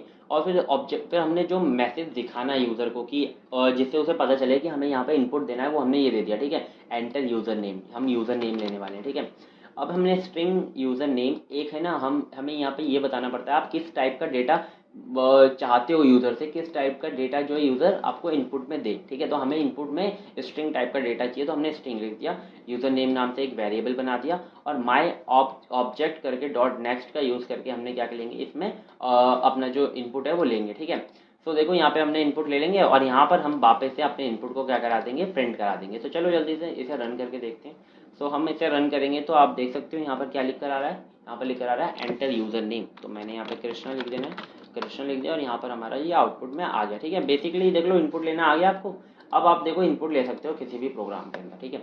तो चलो नेक्स्ट देखते हैं। नेक्स्ट हमारा क्या है, नेक्स्ट है हमारा टॉपिक फाइल हैंडलिंग, ठीक है। फाइल हैंडलिंग क्या है हमारा, file handling in Java is a crucial aspect of programming. किसी भी अगर आप लैंग्वेज के अंदर पढ़ रहे हो, मतलब किसी भी लैंग्वेज को पढ़ रहे हो, तो आपको फाइल हैंडलिंग पढ़नी पड़ती है। क्यों? क्योंकि आपका कोई भी आउटपुट होता है ना, वो हमेशा सेव नहीं रहता, ठीक है। वो आपका क्या होगा, रैम पे परफॉर्म हो रहा है तो वो वॉलेटाइल मेमोरी होती है रैम, तो वो क्या होगा आपका उड़ जाएगा, ठीक है, मतलब सेव नहीं रहेगा वो। लेकिन अगर आप फाइल का यूज़ करोगे, उसके अंदर डेटा को रखोगे, तो उससे क्या होगा, वो सेव रखा रहेगा आपका, ठीक है।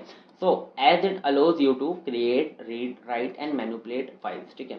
फाइल को आप क्या कर सकते हो, क्रिएट कर सकते हो, उसके अंदर कोई भी डेटा रीड कर सकते हो, और उसके अंदर राइट कर सकते हो, और उसे अपडेट भी कर सकते हो, ठीक है।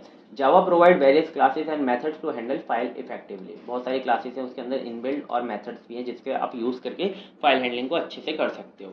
नेक्स्ट देखते हैं हमारे व्हाट इज स्ट्रीम्स। देखो बेसिकली जो हमारे इनपुट आउटपुट जितने भी मेथड्स हैं या फिर जो भी पार्ट्स हैं इनपुट आउटपुट के, उसका वो जावा के अंदर कैसे होते हैं, स्ट्रीम्स का यूज़ करके होते हैं, ठीक है।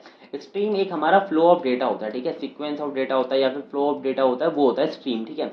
स्ट्रीम का आपको नाम में से ही पता चल रहा होगा, जो भी हमारे जैसे वाटर का फ्लो होता है ना, वैसे ही हमारा डेटा का फ्लो होता है, वही होता है हमारा स्ट्रीम, ठीक है। एक जगह से सोर्स से डेस्टिनेशन तक जो डेटा जाएगा ना, वो एक साथ नहीं जाएगा, ठीक है, वो स्ट्रीम में जाएगा, ठीक है, बाइट स्ट्रीम में जाएगा, ठीक है। अब देखो सबसे पहले ही आपको तीन ये पॉइंट्स याद करने हैं, जिसको अगर आपको ये 3 पॉइंट याद रहेंगे तो आप आराम से स्ट्रीम के बारे में अच्छा खासा लिख दोगे, ठीक है। आपको सबसे पहले ये बताना है कि सीक्वेंस ऑफ डेटा ही हमारा स्ट्रीम होता है। फिर जो हमारा डेटा होता है वो दो पार्ट में डिवाइडेड होता है, यानी कि दो टाइप का होता है, या तो वो बाइट हो सकता है या तो वो कैरेक्टर हो सकता है, ठीक है। बाइट हमारा 8 बिट का होता है, कैरेक्टर हमारा 16 बिट का होता है, और कैरेक्टर हमारा यूनिकोड होता है, और इसके अंदर ये इंटरनेशनली एक्सेप्टेबल होता है, ठीक है। और Java program perform input output through stream, ये मैंने आपको बता दिया। देखो स्ट्रीम क्या है, हमारा ओनली रिप्रेजेंटेशन है इनपुट और आउटपुट का जावा के अंदर, है ना, और सोर्स से लेके डेस्टिनेशन तक डेटा का, ठीक है।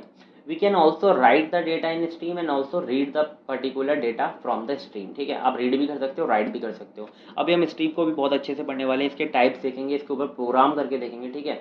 We can also visualize the stream of data as the sequence of bits that flow out of the program, ठीक है। आप उसे विजुलाइज भी कर सकते हो, अपने जो आप रीड कर रहे हो डेटा उसे प्रिंट करा लो, आप विजुलाइज कर लोगे उसे, ठीक है। और जो ये सारे जो स्ट्रीम के होते हैं ना, जो भी क्लासेस होती हैं, वो किसके अंदर होती है, java.io के अंदर होती है। java.io क्या है, हमारा पैकेज है जिसके अंदर ये सारी क्लासेस मौजूद हैं, ठीक है। अब देखते हैं हम स्ट्रीम्स कितने टाइप की होती हैं, टाइप्स ऑफ स्ट्रीम, ठीक है। हमारी जो स्ट्रीम है वो है बेसिकली दो टाइप की, byte stream and character stream. तो देखो बाइट स्ट्रीम मैंने आपको बता दिया, रॉ बाइनरी डेटा होता है, 8 बिट का होता है, ठीक है।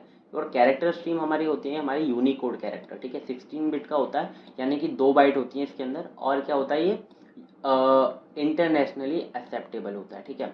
अब देखो बाइट स्ट्रीम, ये देखो आपको ना, मतलब स्ट्रीम्स अगर पढ़ रहे हो आप, तो आपको स्ट्रीम्स को है ना, बहुत ज़्यादा ये ऐसा टॉपिक है ना, एक के अंदर दो, एक के अंदर दो, तो है ना आपको ये फ्लो चार्ट याद होना चाहिए। जब भी आपके ऊपर डायरेक्टली अगर स्ट्रीम के ऊपर 10 मार्क्स, 7 मार्क्स आएगा आपके ऊपर क्वेश्चन, तो अगर आता है तो आप उसको दो पार्ट में बता सकते हो कि ये बाइट स्ट्रीम होता है, कैरेक्टर स्ट्रीम होता है। और बाइट स्ट्रीम हमारे दो क्लासेस होते हैं, input stream and output stream. और कैरेक्टर स्ट्रीम के अंदर दो क्लासेस होते हैं, reader classes and writer classes, ठीक है। तो ये जो है ना, ये मेन क्लासेस है इसके अंदर, तो इसको हम अच्छे से पढ़ेंगे, इन सबको एक एक करके, ठीक है। तो सबसे पहले हम देखते हैं बाइट स्ट्रीम। देखो यहाँ पे हमारा फ्लो चार्ट में बाइट स्ट्रीम है ना, तो हम देखते हैं अब यहाँ पे बाइट स्ट्रीम क्या होता है, ठीक है। Byte stream classes in Java are design to handle 8 bit binary data, ठीक है। They are part of Java dot I O package and are use for reading and writing raw binary data, ठीक है। ये तो simple simple बिल्कुल easy समझ में आ गया। विच इंक्लूड फाइल कंटेनिंग, क्या क्या टेक्स्ट हो सकता है उसके अंदर, इमेज हो सकते हैं, वीडियोस हो सकते हैं एंड अदर मीडिया टाइप्स, ठीक है। अब देखो binary stream classes provide the foundation for handling input output operation at low level, ठीक है। बाइनरी स्ट्रीम क्या प्रोवाइड कराता है, फाउंडेशन प्रोवाइड कराता है इनपुट आउटपुट ऑपरेशंस के लिए लो लेवल पर, ठीक है। इतना आपको ये पॉइंट्स याद रखने हैं, ठीक है। जैसे एक तो ये पॉइंट हो गया कि ये 8 बिट बाइनरी डेटा को हैंडल करता है ना। ये तो आपको पता ही है किसके अंदर होते हैं, ये जावा डॉट आई ओ के अंदर होते हैं। रीडिंग और राइटिंग दोनों कर सकते हैं, ठीक है। और ये इसके अंदर कौन कौन सी फाइल्स हो सकती हैं, text, image, videos and other type of media, ठीक है। देखो बिल्कुल अच्छे अच्छे पॉइंट्स हैं जिनको आप अच्छे से याद कर सकते हो, आपको ज़्यादा पढ़ने की भी जरूरत नहीं पड़ेगी, ठीक है। पहला इसके अंदर टाइप है हमारा इनपुट स्ट्रीम, ठीक है। इनपुट स्ट्रीम क्या होता है, बेसिकली इनपुट स्ट्रीम हमारा रीड के लिए यूज होता है, डेटा को रीड करने के लिए, ठीक है। जिस type of Java stream reads data from a source, ठीक है। जैसे कि आपको सोर्स से डेस्टिनेशन पे डेटा पहुंचाना है, ठीक है। तो ये क्या करेगा, सोर्स पे डेटा को रीड करेगा। आपको सबसे पहले पहुंचाने के लिए डेटा रीड करना पड़ेगा ना, तो आप सोर्स पे पहले क्या करोगे, इसे रीड करोगे। N input stream can read data from a file, network connection और एनी अदर आईओ डिवाइसेस, ठीक है। इनपुट आउटपुट डिवाइसेस, ये इन सब से डेटा क्या कर सकता है, रीड कर सकता है। इसका सिंटेक्स क्या है इनपुट स्ट्रीम का, आपको सबसे पहले इसमें अंदर ऑब्जेक्ट बनाना पड़ता है, ठीक है। फाइल इनपुट स्ट्रीम का, तो आपको यहाँ पे ऐसे लिखना है इनपुट फाइल इनपुट स्ट्रीम, जो कि इसकी क्लास का नाम है। और सोर्स स्ट्रीम ये आपने यहाँ पे ऑब्जेक्ट का नाम दिया है, फिर आपने न्यू कीवर्ड लिखा और फाइल इनपुट स्ट्रीम यहाँ पर क्या कर दिया, इसका कंस्ट्रक्टर कॉल कर दिया और इसके अंदर क्या डाल दिया, पाथ। ये पाथ बहुत इंपॉर्टेंट है, जो भी आप यहाँ पे पाथ डालोगे ना, वही फाइल जो है, आप उसी फाइल का जो डेटा है वो इनपुट स्ट्रीम रीड करेगी, ठीक है। आई होप आपको ये समझ में आ गया होगा इजीली, ठीक है। अब देखते हैं आउटपुट स्ट्रीम क्या होती है। आउटपुट स्ट्रीम बेसिकली हमारी राइट करने के लिए भी यूज होती है और रीड करने के लिए भी यूज होती है। जब भी आप राइट करोगे इससे पहले रीड तो करोगे।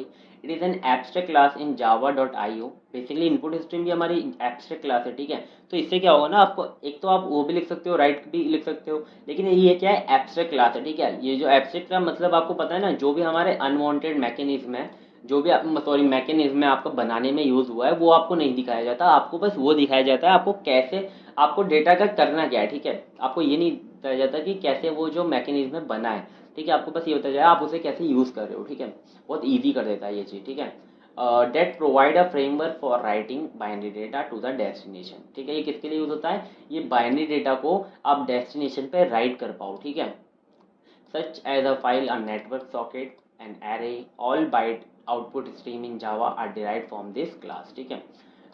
ये आपको समझ में आ गया होगा, जितने भी आपके जो आउटपुट स्ट्रीम के होते हैं ना, जितने भी क्लासेस, वो इसी क्लास से डिराइव्ड होते हैं, आउटपुट स्ट्रीम से, ठीक है।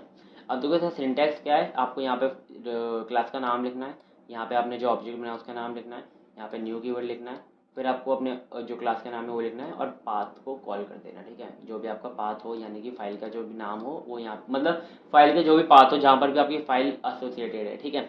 फिर अब देखते हैं हम इसे प्रैक्टिकली कोड करके, ठीक है। कोड आपको ज़्यादा इंपॉर्टेंट नहीं है, जैसे क्योंकि आप डर जाओ कहीं कोड से, ठीक है। आपको जो है मैंने बता दिया, जितना भी थ्योरी पार्ट था वही बस कर लेना, ठीक है। सबसे पहले हम देखते हैं इनपुट स्ट्रीम। यहाँ पे मैंने बना रखा है इनपुट स्ट्रीम का एग्जांपल। ये देखो हमने सबसे पहले ना इसे इंपोर्ट कर लिया। देखो ये आईओ एक्सेप्शन आप इंपोर्ट करते हो, क्योंकि अगर आपको कोई भी इनपुट आउटपुट के अंदर एक्सेप्शन आता है तो उसे हैंडल करने के लिए आपको ये इंपोर्ट करना पड़ता है। और फाइल इनपुट स्ट्रीम बेसिकली मैंने आपको बता दिया कैसे इंपोर्ट करते हैं, ठीक है। तो ये दोनों आपको इंपोर्ट कर लेने सबसे पहले। फिर आपको क्या देखना है, आपको यहाँ पे पब्लिक क्लास के अंदर जो मेन फंक्शन है उसके अंदर सबसे पहले यहाँ पे हमने ट्राई कीवर्ड का यूज़ किया है। क्यों, क्योंकि हम इसके अंदर क्या कर रहे हैं, आपको पता है इसके अंदर कोई भी एक्सेप्शन आ सकता है, तो हम उसको हैंडल कर लेंगे, ठीक है। तो हमने पहले वाला लेक्चर अगर आपने देखा है तो आपको ये ईजी होगा, कोई दिक्कत नहीं है। ये हमने बिल्कुल बेसिकली वही वाला सिंटेक्स उतार दिया और यहाँ पे हमने पाथ दे दिया, ठीक है। ये देखो हमने example dot T x T दिया, ठीक है। तो ये यहाँ पे देखो example dot T x T मैंने यहाँ पे बना रखा है, ठीक है। इसके अंदर अभी हमने कुछ भी नहीं लिखा है, ठीक है। तो यहाँ पे मैं कुछ लिख देता हूँ, जैसे मैं यहाँ पे कृष्णा लिख दिया मैंने। तो ये क्या करेगा, कृष्णा को रीड करेगा, ठीक है।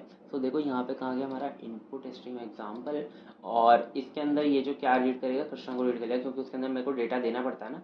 तो हमने यहाँ पे क्या दे दिया, ये हमने ऑब्जेक्ट बना लिया बेसिकली, ठीक है। अब देखो हमने क्या किया, इंट डेटा बनाया जिसके अंदर वो रीड करके ना डेटा रख सकेगा, ठीक है। बस ये रीड कर रहा है, लेकिन वो जो डेटा उसने रीड किया ना वो आपको दिखाने के लिए हमें एक वेरिएबल बनाना पड़ेगा, ठीक है। एक हमने वाइल कंडीशन लगा दी इसके अंदर कि आपका जो रीड कर रहा है डेटा वो कब तक रीड, अगर जैसे रीड है ना, अगर यहाँ पे कब करेगा, जब आपका -1 नहीं होगा। -1 किसके लिए यूज होता है, अगर आपकी फाइल एम्प्टी है ना तो -1 शो करेगा।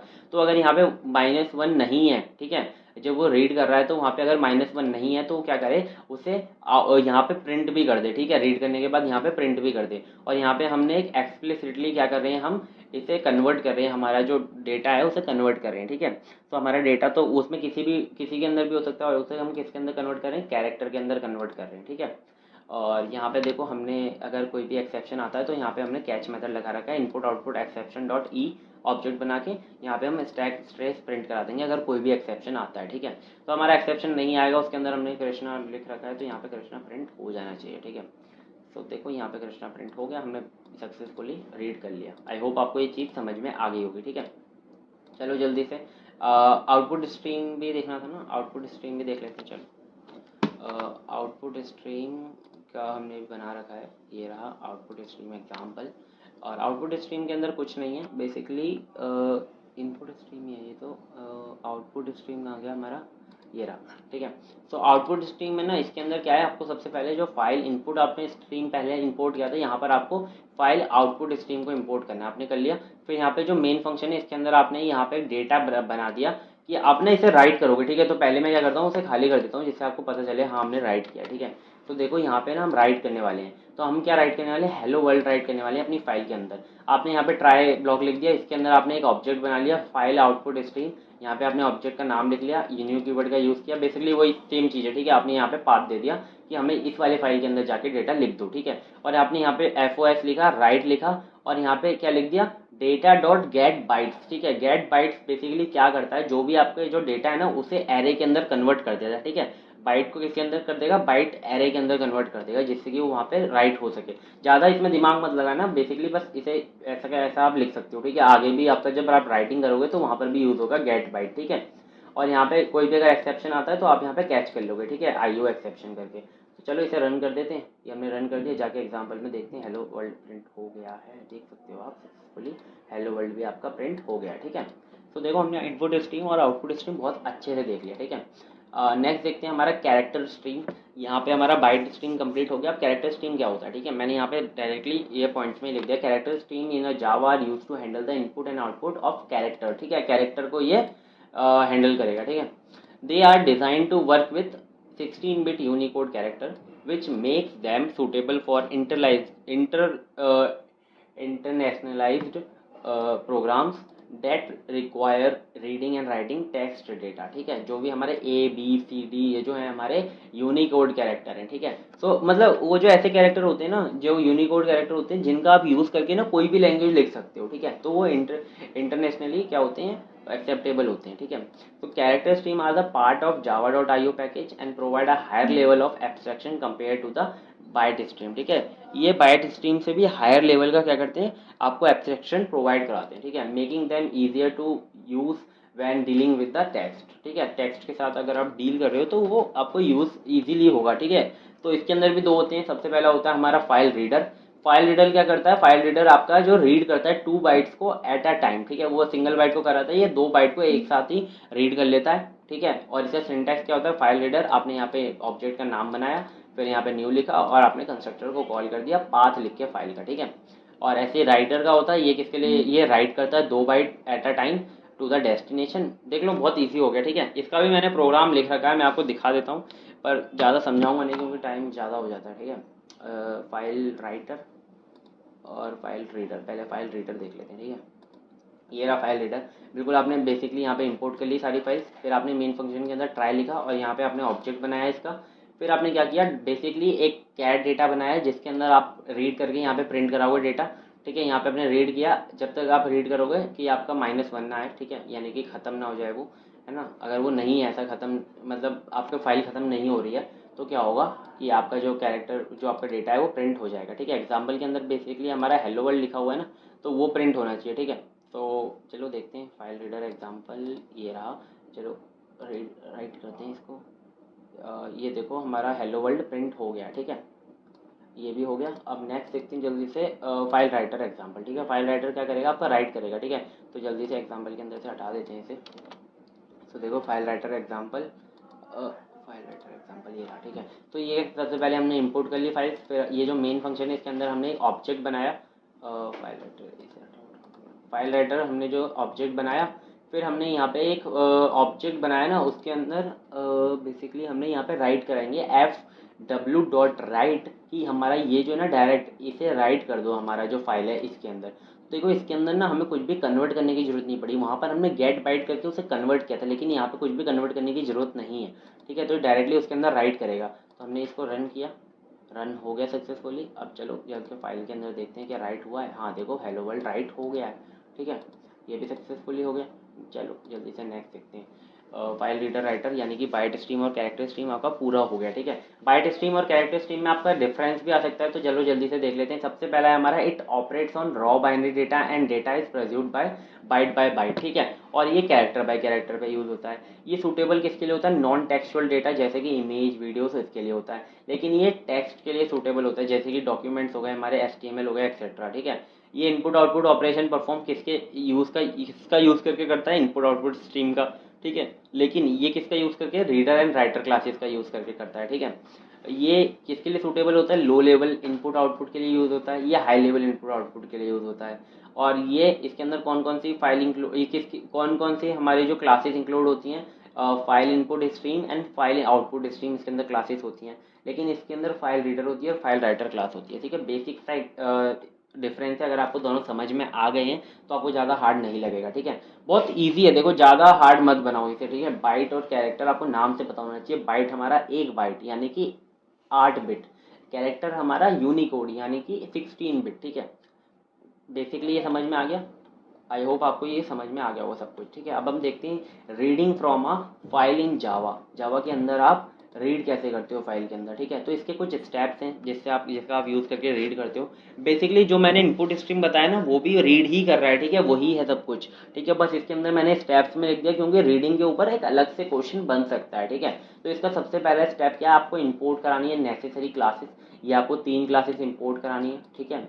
फिर आपको नेक्स्ट क्या करना है? क्रिएट करनी है आपको एक ऑब्जेक्ट फाइल स्ट्रीम का, फाइल इनपुट स्ट्रीम का हम यहाँ पे यूज़ कर रहे हैं। तो आपने इसका ऑब्जेक्ट यहाँ पे क्रिएट कर लिया जैसे कि पहले हमने क्रिएट किया था, है ना। यहाँ पे आपने क्रिएट कर लिया। यहाँ पे एक वो भी आएगा, ठीक है। यहाँ पे मैं चेंज कर दूंगा इसके अंदर। फिर आएगा रीड डेटा, जैसे कि ना मैं यहाँ पे ये बता रहा हूँ, ठीक है। जैसे कि यहाँ पे मैंने ये लिखा है ना इनपुट स्ट्रीम, ये तो नाम ही है इसका, ठीक है। तो चलो मैं आपको दिखा देता हूँ, गलती से वो वहाँ पे चेंज हो गया है। इनपुट स्ट्रीम जो था ना उसका एग्जांपल देखो, यहाँ पे जो हम कैसे डेटा बनाते हैं फाइल इनपुट स्ट्रीम का यूज़ करके बनाते हैं, ठीक है। वो बस वहाँ पे चेंज हो गया, ठीक है। तो नेक्स्ट है हमारा read data from a file. फिर आप उसे रीड करोगे, कैसे रीड करोगे? आपको यहाँ पे एक डेटा बनाना है, ठीक है, एक वेरिएबल बनाना है डेटा नाम से, मतलब किसी भी नाम से बना लो। फिर आपको यहाँ पे वाइल कंडीशन लगानी है, जिसके वाइल लूप लगाना है, मतलब उसके अंदर एक कंडीशन लगानी है कि आपका जो डेटा है कब तक रीड करे, जब तक कि वो -1 नहीं हो जाता, ठीक है। मतलब -1 है तो वो -1 नहीं है तो वो रीड करेगा, ठीक है। लेकिन अगर -1 हो गया तो वो रीड नहीं करेगा, ठीक है, बाहर आ जाएगा। तो -1 यानी कि खाली नहीं हो जाती फाइल जब तक, ठीक है। तो देखो यहाँ पे, और ये क्या करेगा? रीड करके यहाँ पर क्या करता रहेगा? उसे प्रिंट कराता रहेगा, ठीक है। फिर क्या है यहाँ पे, आप उसे कोई भी अगर एक्सेप्शन आता है तो उसे हैंडल कर लो ट्राई और कैच का यूज़ करके, है ना। हैंडल कर सकते हो आप यहाँ पे, कैच का ही आपने यूज़ किया और ना आप यहाँ पे हैंडल कर सकते हो। इनपुट आउटपुट आपको एक्सेप्शन लिखना है और यहाँ पे एक ऑब्जेक्ट क्रिएट करना है, और ऑब्जेक्ट का अगर कोई भी एक्सेप्शन आता है तो यहाँ पर आप स्टैक स्ट्रेस का यूज़ करके प्रिंट करा सकते हो। देखो एक्सेप्शन हैंडलिंग मैंने आपको पहले लेक्चर में बता दिए, तो यहाँ पे मैं ज़्यादा डीप में नहीं बताने वाला, ठीक है। क्लोज द इनपुट स्ट्रीम, अब आपका सारा काम हो गया। आपको यहाँ पे क्लोज करना पड़ेगा फाइनल कीवर्ड का यूज़ करके, ठीक है। जब भी आप कोई भी रिसोर्स का यूज़ करते हो तो आपको लास्ट में उसे क्लोज करना पड़ता है, जिससे कि आपके जो भी रिसोर्स हैं वो प्रॉपरली आप उसका यूज़ कर पाओ और कोई भी वो वेस्ट ना हो, ठीक है। तो देखो यहाँ पे आपको ये लिखना है, if input stream is not equal to null. तो यहाँ पे आपको ट्राई लगाना है, पहले ट्राई और एक्सेप्शन लगाना है, ठीक है। यहाँ पर आपको ट्राई एक्सेप्शन लगाना है। फिर आपको क्या करना है, यहाँ पे चेक करना है क्या ये जो क्लोज है क्लोज हो गया, ठीक है। अगर ये क्लोज के अंदर कोई भी दिक्कत आती है यानी कि कोई भी एक्सेप्शन आता है तो कैच क्या करेगा? कैच उसे क्या करेगा? कैच उसे हैंडल कर लेगा, ठीक है। ये आपको समझ में आ गया। ये चीज़ें थी इसके अंदर रीडिंग के अंदर। बिल्कुल सेम स्टेप आपके राइटिंग के अंदर भी होंगे, ठीक है। बस आपका क्या चेंज हो जाएगा, जैसे आपने यहाँ पे रीड किया है ना, वो बस चेंज हो जाएगा राइट के अंदर। देखो पांचों स्टेप सेम को सेम रहेंगे।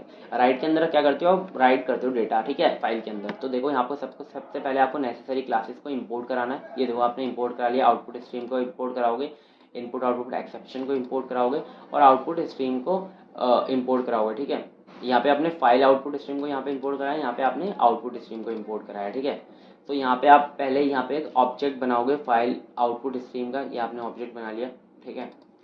फिर आप क्या करोगे, यहाँ पे राइट करोगे डेटा। कैसे राइट करोगे, पहले आपको स्ट्रिंग यानी कि स्ट्रिंग कंटेंट करके एक आपको वेरिएबल बनाना है जिसके अंदर आपने डेटा लिख दिया, ठीक है। Hello world, this is test, good boy, ठीक है। यहाँ पे ये जो /n है, \n है, इससे क्या होगा, आपका जो लाइन है वो चेंज हो जाएगा, ठीक है। पहली लाइन में आएगा हेलो वर्ल्ड, दूसरी लाइन में आएगा दिस इज टेस्ट और फिर आएगा गुड बाय, ठीक है, एक्सक्लेमेशन मार्क। तो ये डेटा आपका प्रिंट होना है, ठीक है। तो डेटा आप कैसे प्रिंट करोगे, बाइट आपने यहाँ पे स्क्वायर ब्रैकेट करके एरे बनाया और कंटेंट बाइट उसका नाम रखा और आपने कंटेंट डॉट गेट बाइट लिख दिया, ठीक है। इससे क्या होगा, आपका जो भी डेटा होगा ना वो एरे बाइट्स के अंदर कन्वर्ट हो जाएगा, ठीक है।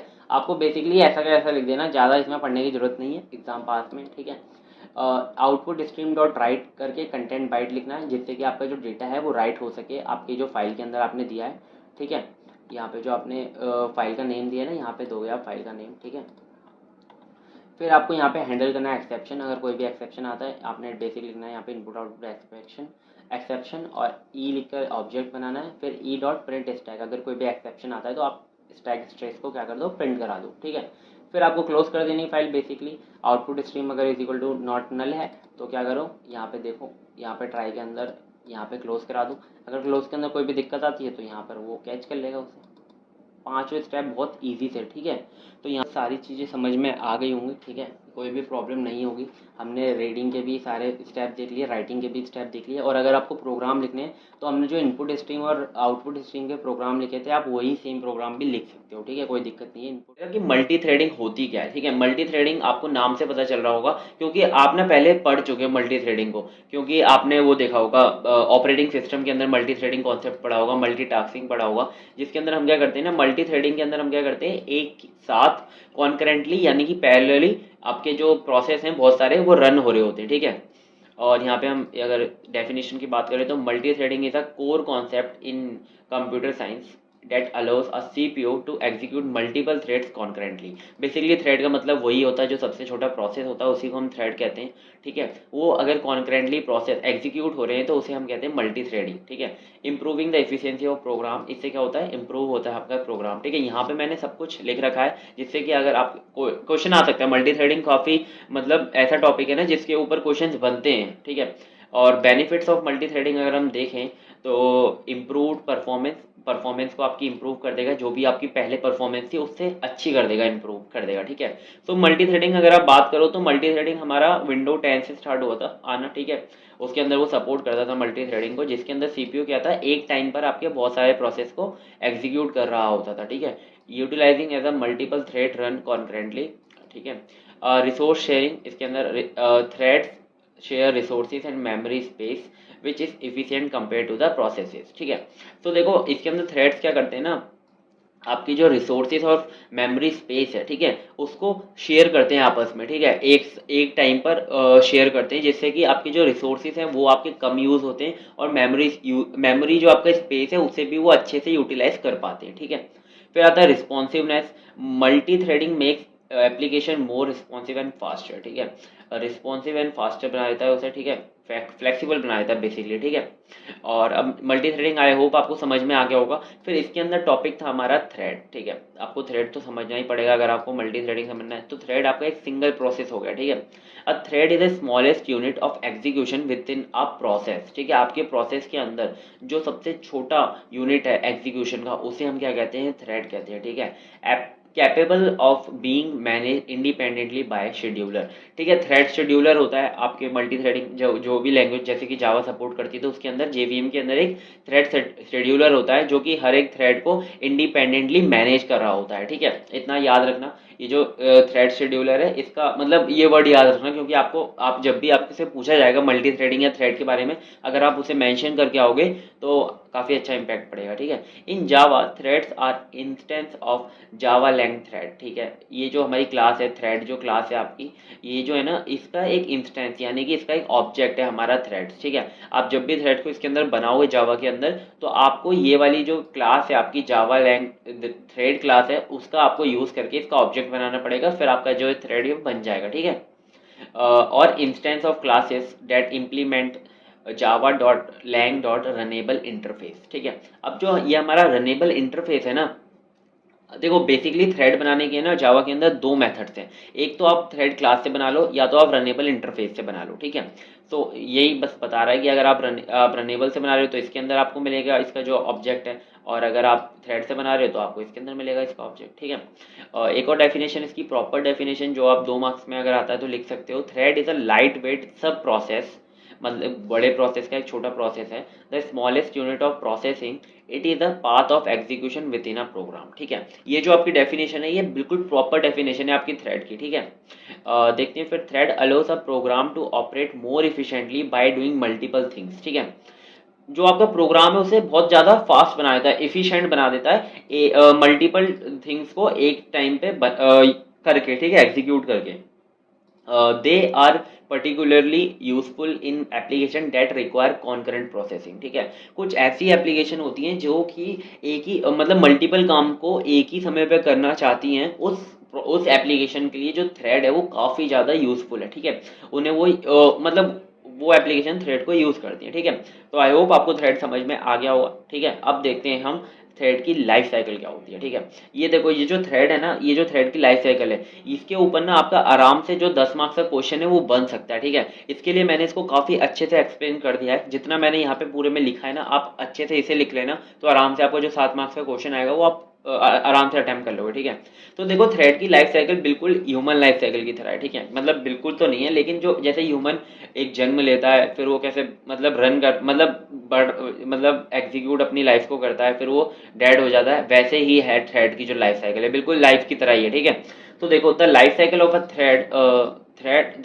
Of a thread in Java consist of सर्वल states. ठीक है, इसके अंदर क्या है, बहुत सारे स्टेट्स हैं जिनको हम यूज करके समझेंगे लाइफ साइकिल थ्रेड की। Data thread goes through from its creation to termination. ठीक है, उन स्टेट्स को फॉलो करके आपका जो थ्रेड है वो क्रिएट होगा और फिर टर्मिनेट होगा। ठीक है, वहां तक की पूरी जर्नी होगी इसकी। Understanding the thread life cycle is crucial for managing thread effectively in Java application. अगर आप जावा के अंदर थ्रेड को बना रहे हो, उसे आप यूज कर रहे हो और मैनेज करना चाहते हो, तो आपको थ्रेड की लाइफ साइकिल समझना बहुत ज़्यादा इंपॉर्टेंट है। ठीक है, अगर आपको लाइफ साइकिल ही नहीं पता होगी तो आप कैसे उसके अलग अलग स्टेट्स का मतलब फ़ायदा उठा पाओगे या फिर उसे कैसे क्रिएट कर पाओगे। ठीक है, तो सबसे पहले चलो लाइफ साइकिल को स्टार्ट करते हैं। आपको ना पहले मैं ये दिखाना चाहता हूँ, ये जो फोटो है हमारी, तो यहाँ पे देखो ये जो हमारा फ्लो है, मतलब फ्लो चार्ट है कैसे थ्रेड क्रिएट होता है। यहाँ पर आप देख सकते हो न्यू थ्रेड आपका क्रिएट हुआ है न्यू से, फिर वो रनेबल स्टेट में गया है, फिर वो रनिंग स्टेट में गया है, और फिर वो ब्लॉक भी हो सकता है। ठीक है, अगर आप वेट कराना चाहो तो आप उसे ब्लॉक कर सकते हो, या फिर यहाँ से आप डायरेक्ट इसे डेड कर सकते हो। ठीक है, बंद कर सकते हो। इतना आपने समझ लिया। अब चलो जल्दी से थ्योरी पार्ट देखते हैं, फिर हम वापस से इस वाले को फ्लो चार्ट को समझेंगे तो आपको और अच्छे समझ में आएगा। ठीक है, तो सबसे पहले थ्रेड लाइफ साइकिल स्टेट्स अगर हम देखें तो पहला होता है न्यू बॉर्न। ठीक है, यानी कि उसने जन्म लिया, यानी कि उसका क्रिएट आपने किया। ठीक है, a thread is in the new state when it is created but not yet started. ठीक है, मतलब वो स्टार्ट नहीं हुआ लेकिन क्रिएट हो गया। ठीक है, जैसे कि आपकी कंपनी में कोई प्रोडक्ट बन गया लेकिन वो क्या बोलते हैं मतलब यूज करने के लिए अभी है नहीं है, बस अभी वो बन गया है। ठीक है, this is done by the creating instance of thread class और क्लास डेट इम्प्लीमेंट रनेबल। ठीक है, बेसिकली अगर आपको ये न्यू स्टेट तक पहुंचाना है थ्रेड को, मतलब इसे यूज करना है, तो आपको है ना इंस्टेंस बनाना पड़ेगा थ्रेड क्लास का यूज करके। ठीक है, ये देखो हमने यहाँ पे थ्रेड T1 यहाँ पर आएगा, यहाँ पे हम ये भी लिख सकते हैं। ठीक है, T1 ये T1 ही लिखा हुआ है। ठीक है, सॉरी, T1 आया और equal to new thread class का हमने यूज कर दिया। ठीक है, अब देखो यहाँ पर देखो हमने ना T1 करके एक है ना ऑब्जेक्ट बना लिया, तो ये हमारा एक वन थ्रेड जो है T1 जो थ्रेड है वो क्रिएट हो गया है। ठीक है, अभी मैं प्रोग्राम करके दिखाऊंगा जब हम क्रिएट करेंगे थ्रेड, तो आपको सब कुछ अच्छे समझ में आ जाएगा, ऐसे नहीं बिना प्रोग्राम के भेजूंगा। मल्टी थ्रेडिंग कैसे आपकी इंप्लीमेंट होती है, ठीक है, कैसे आपके जो मल्टीपल थ्रेड्स हैं वो कॉन्करेंटली परफॉर्म करते हैं, एग्जीक्यूट करते हैं, उन सबको मैं करके दिखाऊंगा यहाँ पे। ठीक है, चिंता मत करो। सबसे फिर हमारा दूसरा पार्ट आता है रनेबल। ठीक है, सेकंड पार्ट में क्या होता है, रेडी टू रन। अब ये रेडी हो चुका है रन करने के लिए। ठीक है, आपका जो प्रोडक्ट है मार्केट में लॉन्च होने के लिए रेडी है। ठीक है, अब देखो the thread enters the runnable state when the start method is called. ठीक है, वो रनेबल स्टेट में जब आता है जब आप स्टार्ट मेथड को कॉल करते हो। ठीक है, स्टार्ट मेथड को अगर आपने कॉल कर दिया तो वो रनेबल स्टेट के अंदर आ जाता है। ठीक है, in this state the thread is ready to run and waiting for CPU to allocate processor time. ठीक है, अब वो रनेबल स्टेट में आ चुका है और वो वेट कर रहा है कैसे सीपीयू उसे कौन सा टाइम अलोकेट करेगा जिससे कि वो एग्जीक्यूट हो पाए। ठीक है, सो आई होप आपको यहाँ तक समझ में आ गया होगा। इसका सिंटैक्स देख लो, T1 डॉट आपने स्टार्ट मेथड को कॉल कर दिया तो यहाँ पे क्या हो गया, ये रनेबल स्टेट के अंदर आ गया। ठीक है, अब देखते हैं थर्ड। थर्ड है हमारा रनिंग। ठीक है, a thread is in the running state when the thread scheduler select it for a execution. अब देखो यहाँ पे ये जो है हमारा थ्रेड शेड्यूलर का पॉइंट आ गया। ठीक है, थ्रेड शेड्यूलर जब उसे सिलेक्ट करेगा एग्जीक्यूशन के लिए, ठीक है, जब वो रनिंग स्टेट के अंदर आएगा। ठीक है, और थ्रेड शेड्यूलर उसे एग्जीक्यूट करने के लिए कब सिलेक्ट करेगा, जब वो रन मेथड को कॉल करेगा। ठीक है, अगर उसने रन मेथड को कॉल कर दिया तो वो रनिंग स्टेट में आ जाएगा। ठीक है, वैसे ही वो रन हो जाएगा and the thread begin executing its codes. ठीक है, the transition from runnable to running. अब देखो रनेबल से रनिंग के रनेबल में था वो, अब उसे रनिंग स्टेट में कौन ला रहा है, थ्रेड शेड्यूलर। ठीक है, उसे रनिंग स्टेट में कौन लाएगा, थ्रेड शेड्यूलर। अब देखो is manage by the thread scheduler which is the part of JVM. ठीक है, जेवीएम का ये पार्ट होता है और ये मैनेज करता है कि कब हमारा जो थ्रेड है वो रनेबल से रनिंग स्टेट में आएगा। ठीक है, आई होप आपको इतना समझ में आ गया होगा। चलो नेक्स्ट देखते हैं, ब्लॉक एंड वेटिंग। ठीक है, ब्लॉक या फिर वेटिंग एक ही बात होती है। ठीक है, जब वो ब्लॉक या फिर जब वो वेट कर रहा है, ठीक है, थ्रेड रन होने के लिए। ठीक है, a thread enter to the blocked or waiting state when it waiting for a resource or another thread to complete action। ठीक है, अब देखो कोई और थ्रेड अगर अपने काम को कर रहा है किसी रिसोर्स को यूज करके, अब एग्जीक्यूट हो रहा है। ठीक है, तो जो दूसरा थ्रेड है ना, जो पहले वाला थ्रेड है, वो वेटिंग स्टेट में रहेगा, वो वेट करेगा उसका। ठीक है, या फिर उसे कोई रिसोर्स चाहिए तो वो वेट करेगा। ठीक है, जब भी वो रहेगा, तो देखो हमने एग्जांपल ले रखे हैं कि कब कब वो वेटिंग स्टेट में रहेगा, ब्लॉक्ड ऑन आईओ, यानी कि इनपुट आउटपुट ऑपरेशन की वजह से वो ब्लॉक रहेगा। ठीक है, सेकंड है वेटिंग और टाइम। ठीक है, आपने ना वेटिंग करके इसके अंदर टाइम डाल दिया कि मतलब इतनी देर के लिए वेट करेगा, तो ये इतनी देर के लिए वेट करेगा। ठीक है, इसका भी आप यूज कर सकते हो। फिर हमारा क्या है, टर्मिनेटेड। ठीक है, ये जो हमारी लास्ट है, मतलब डेड, एकदम खत्म कर दिया आपने, आपका जो काम हो गया थ्रेड से और आपने इसे खत्म कर दिया। ठीक है, a thread enter to the terminated state when it has finished executing its run method. ठीक है, जैसे ही आपके जो रन मेथड के अंदर जो भी प्रोग्राम था आपका वो अगर रन हो गया, ठीक है, उसके बाद क्या हो जाएगा, वो रुक जाएगा और टर्मिनेट हो जाएगा। अब वो रुक कैसे कैसे सकता है, एक तो वो एक्सटर्नल फोर्स से भी रुक सकता है। ठीक है, एक तो वो कब रुकेगा, जब आपके जो रन मेथड है उसके अंदर कोई भी अगर आपका जो भी प्रोग्राम है वो खत्म हो जाएगा तो वो रुक जाएगा। ठीक है, लेकिन अगर वो खत्म नहीं हुआ है प्रोग्राम, अगर आपको फिर भी रुकना है तो आप उसे एक्सटर्नल मेथड के थ्रू उसे रोक सकते हो। कैसे, स्टॉप का यूज करके या फिर डिफ्रैक्टेड का यूज करके आप उसे रोक सकते हो। ठीक है, आई होप आपको ये भी समझ में आ जाएगा, है ना। अब देखो इसके अंदर एक पॉइंट है कि once thread is in the terminated state it can not be restart. ठीक है, अगर आपने एक बार उसे टर्मिनेटेड स्टेट में डाल दिया तो वापस से आप उसे रीस्टार्ट नहीं कर सकते, आपको अलग ही थ्रेड बनाना पड़ेगा। ठीक है, ये थी हमारी लाइफ साइकिल किसकी, थ्रेड की। ठीक है, ये देखो अब आपको समझ में आएगा, ये आपने स्टार्ट किया, ये रनेबल स्टेट के अंदर चले गया। ठीक है, और ये रनेबल स्टेट के अंदर कब तक रहेगा, जब तक कि जो आपका थ्रेड शेड्यूलर है उसे रनिंग स्टेट में नहीं पहुंचाएगा। अब जैसे ही उसने रन मेथड को कॉल किया, आपका रनिंग स्टेट में चले गया। अब ठीक है, अब वो रनिंग स्टेट में, ठीक है, वो रन हो रहा है, आराम से अपना रन हो रहा है। ठीक है, लेकिन अगर उसका प्रोग्राम खत्म नहीं हुआ है, आपको उसे वेट कराना है, तो आप वेट का कॉल करो और या फिर स्लिप का कॉल करो, वो उसमें चले जाएगा वेटिंग स्टेट में। लेकिन अगर आपको उसे स्टॉप कराना है तो आप स्टॉप को कॉल करो, वो स्टॉप हो जाएगा तो डेड में चले जाएगा। ये होती है हमारी लाइफ साइकिल थ्रेड की। आई होप आपको बहुत अच्छे समझ में आया होगा। ठीक है, ये मतलब आपके दिमाग में छप जाना चाहिए। अब अगर इसके ऊपर क्वेश्चन आता है तो आप आराम से लिख कर आ सकते हो। ठीक है, अब देखते हैं नेक्स्ट हमारा क्रिएटिंग थ्रेड्स। ठीक है, अब आप थ्रेड को क्रिएट कैसे करते हो, मैंने आपको पहले ही बता दिया। आपको थ्रेड को क्रिएट करने के लिए दो मेथड है आपके, one by extending java.lang lang dot thread class, या फिर अनदर क्या है हमारा, इम्प्लीमेंट करो Java dot lang runnable interface को, ठीक है। ये दो मेथड है, ठीक है, आपके पास।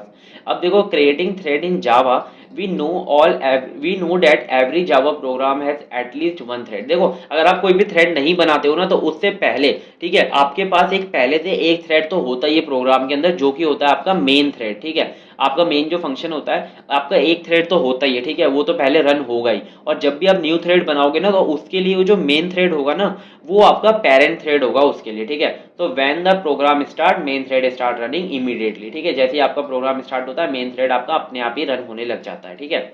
Apart from this main thread, we can also create our own thread in a program that is called child thread. अब जो भी आप थ्रेड बनाओगे उसे क्या कहेंगे हम, चाइल्ड थ्रेड कहेंगे, ठीक है।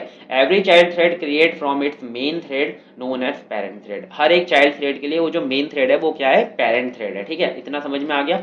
अब देखो, there are two ways to create a thread in a Java, ये मैंने आपको बता दिया, ठीक है। अब देखते हैं एक एक करके वे से आप कैसे क्रिएट कर सकते हो। बहुत ईजी वे है। सबसे पहले क्या है आपका, extending thread class in Java, ठीक है।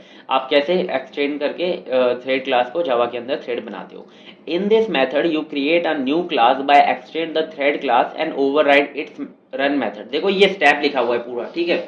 आपको सबसे पहले क्या करना है, आपको थ्रेड क्लास को एक्सटेंड करना है अपनी क्लास के अंदर, ठीक है। एक्सटेंड आपको पता है ना कैसे करते हैं, हम जो इनहेरिटेंस पढ़ा था हमने, वही उसके अंदर ही तो यूज होता था एक्सटेंड। अगर देखो आपने यूनिट 1 नहीं पढ़ी है तो आपको समझने में नहीं आएगा, ठीक है। बेसिक सी बात है, आपको पहले यूनिट 1 कंप्लीट करनी पड़ेगी, ठीक है। आपने एक्सटेंड मेथड का यूज करके उसे एक्सटेंड करा ली, तो क्या होगा, आपकी जो थ्रेड क्लास के अंदर जितने भी मेथड, वेरिएबल जो भी होंगी, प्रॉपर्टीज होंगी, वो सब आपकी क्लास के अंदर आ जाएंगी, ठीक है। तो बेसिकली थ्रेड क्लास के अंदर ना आपका जो रन मेथड होता है ना, वही होता है, ठीक है। अब देखो, पेरेंट क्लास क्या है आपकी, थ्रेड क्लास, ठीक है।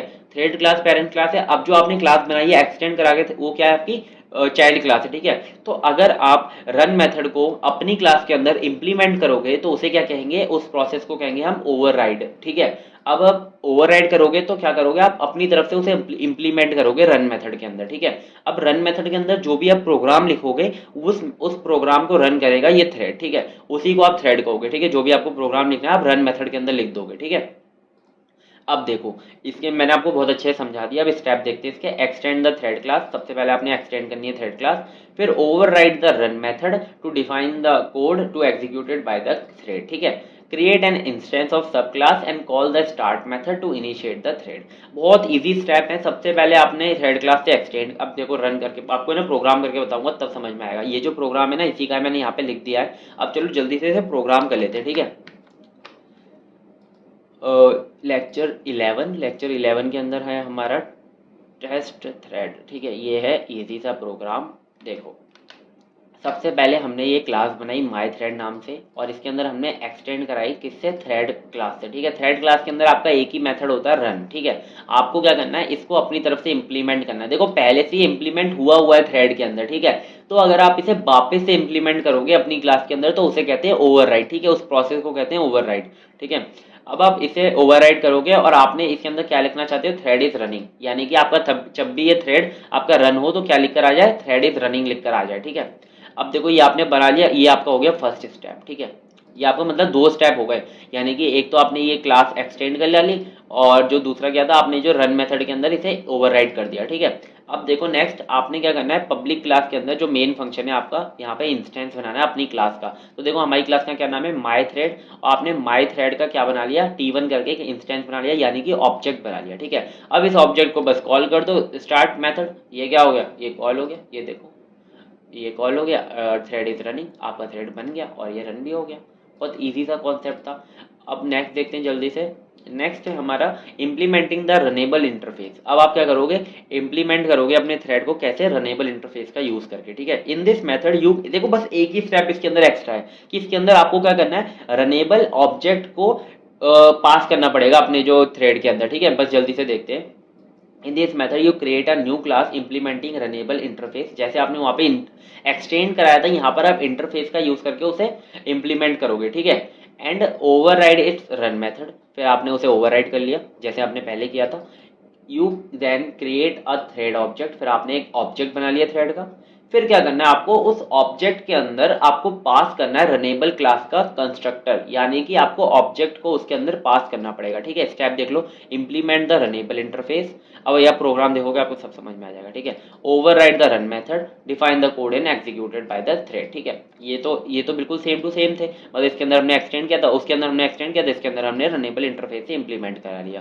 Create an instance of thread, अब आपने इंस्टेंस बना लिया। फिर passing the runnable object to its constructor. अब जो आपने कंस्ट्रक्टर बनाते हो ना, तो जो आप कंस्ट्रक्टर वहां पे कॉल करते हो, उसके अंदर आपको बस क्या करना है, अपना जो रनेबल ऑब्जेक्ट है ना उसे कॉल कर देना, बस पास कर देना। ठीक है, अगर वो कर दिया तो बिल्कुल सेम, फिर आपको क्या करना है, बस आपको स्टार्ट मेथड को कॉल कर देना। ठीक है, ये देखो मैंने यहाँ पे प्रोग्राम लिख दिया, इसे भी आपको मैं एग्जीक्यूट करके दिखाने वाला हूँ। ठीक है, ये देखो, ये रहा हमारा रनेबल टेस्ट।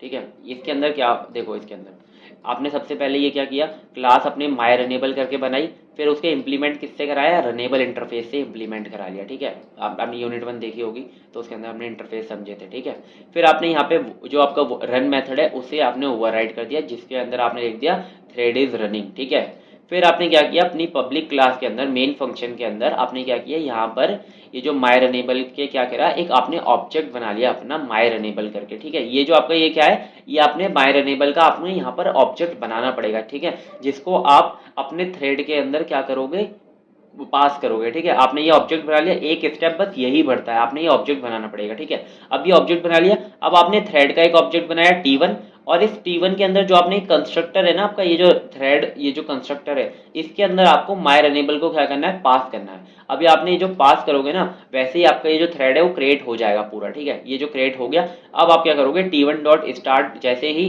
कॉल करोगे, आपका जो थ्रेड है वो रन हो जाएगा। ये देखो, यानी कि जो भी आपके रन मेथड में होगा वो कॉल हो जाएगा। यहाँ पे मैंने T1 डॉट स्टार्ट में कोई गलती कर दी क्या, ठीक है, T1 डॉट स्टार्ट,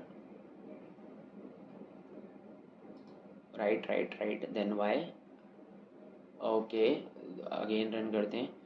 ये देखो, थ्रेड इज रनिंग। ठीक है, हो गया रन। अब देखो वापस से यहाँ पे पहले कोई मिस्टेक हो गई होगी, पर हुई नहीं थी शायद, इसमें कुछ एरर आ गया होगा। ठीक है, यहाँ पे रन हो गया है। पहले हमारी थ्रेड प्रायोरिटीज, हमने जब हम मल्टी थ्रेडिंग देख रहे थे तो हमें ये पता चला था जो हमारे थ्रेड होते हैं, मल्टीपल थ्रेड होते हैं, वो हमारे कॉन्करेंटली एग्जीक्यूट होते हैं, यानी कि एक साथ एग्जीक्यूट होते हैं। ठीक है, तो हमें ये पता रहना चाहिए कि किस थ्रेड की प्रायोरिटी ज़्यादा है, कि कौन सा पहले थ्रेड एग्जीक्यूट होगा और कौन सा थ्रेड बाद में एग्जीक्यूट होगा। ठीक है, तो देखो, thread priorities in Java are used to control the order in which thread are scheduled for execution. ठीक है, ये मतलब थ्रेड प्रायोरिटी इसके लिए है कि वो कंट्रोल कर सके थ्रेड्स को जावा के अंदर, कि वो किस ऑर्डर में एग्जीक्यूट हो। ठीक है, कौन सा पहले थ्रेड एग्जीक्यूट हो, कौन सा बाद में एग्जीक्यूट हो। ठीक है, तो देखो, the Java virtual machine assign a priority to each thread. ठीक है, अब जो हम अगर कोई भी प्रायोरिटी नहीं दे रहे किसी थ्रेड को, तो डिफॉल्टली कोई भी एक प्रायोरिटी मिलती है थ्रेड को। ठीक है, और वो कैसे मिलती है, वो जो उसका पेरेंट थ्रेड होता है उससे मिलती है, जो पेरेंट थ्रेड की प्रायोरिटी होती है वही उसको प्रायोरिटी मिलती है। ठीक है, so which helps the thread scheduler determine the order in which thread should run. अब हमने पहले ही पढ़ा था कि थ्रेड शेड्यूलर बताता है कि कौन सा थ्रेड कब एग्जीक्यूट होगा, तो थ्रेड शेड्यूलर को क्या होता है, इजी हो जाता है कि वो कौन सा थ्रेड कब मतलब शेड्यूल करे रन करने के लिए। ठीक है, thread priorities are integer ranging 1 to 10। ठीक है, 1 से लेकर 10 तक होते हैं। 1 जो होती है लोएस्ट प्रायोरिटी होती है, और 10 कैसी होती है, हाईएस्ट प्रायोरिटी होती है। ठीक है, in Java you can set the priority of thread using set priority. ठीक है, आप सेट प्रायोरिटी मेथड का यूज करके आप प्रायोरिटी सेट कर सकते हो, उसके अंदर आपको एक इंटीजर वैल्यू देनी है 1 से लेकर 10 तक। ठीक है, और एक आपके पास एक और होती है कि आप प्रायोरिटी को मस्ट बी इंटीजर बिटवीन, देखो ये जो है ना, आप डायरेक्टली ऐसे भी कर सकते हो, थ्रेड डॉट मिनिमम प्रायोरिटी। ठीक है, ये दोगे तो उसकी वैल्यू हो जाएगी 1। ठीक है, अगर आप थ्रेड मैक्स प्रायोरिटी दे दोगे तो उसकी वैल्यू हो जाएगी 10, और डिफॉल्ट अगर आप कोई भी प्रायोरिटी नहीं देते हो तो उसकी डिफॉल्ट वैल्यू क्या रहती है, थ्रेड थ्रेड नॉर्मल। ठीक है, थ्रेड नॉर्म प्रायोरिटी 5। ठीक है, उसकी वैल्यू रहती है 5। तो ठीक है, इतना आपको समझ में आ गया होगा थ्रेड प्रायोरिटी के बारे में। ठीक है, अब आपको ऐसा लग रहा होगा ना कि यार हम प्रायोरिटी दे देंगे ना तो क्या होगा कि हमारा थ्रेड हमारी प्रायोरिटी के हिसाब से चलेगा, लेकिन ऐसा बिल्कुल नहीं होता। हम सिर्फ उसे सजेस्ट कर सकते हैं कि आप ये प्रायोरिटी दो। ठीक है, फिर भी चलना वो अपने हिसाब से ही है। ठीक है, बस हम सजेस्ट कर सकते हैं कि आप इस प्रायोरिटी से चल सकते हो। ठीक है, इतना आप याद रखना।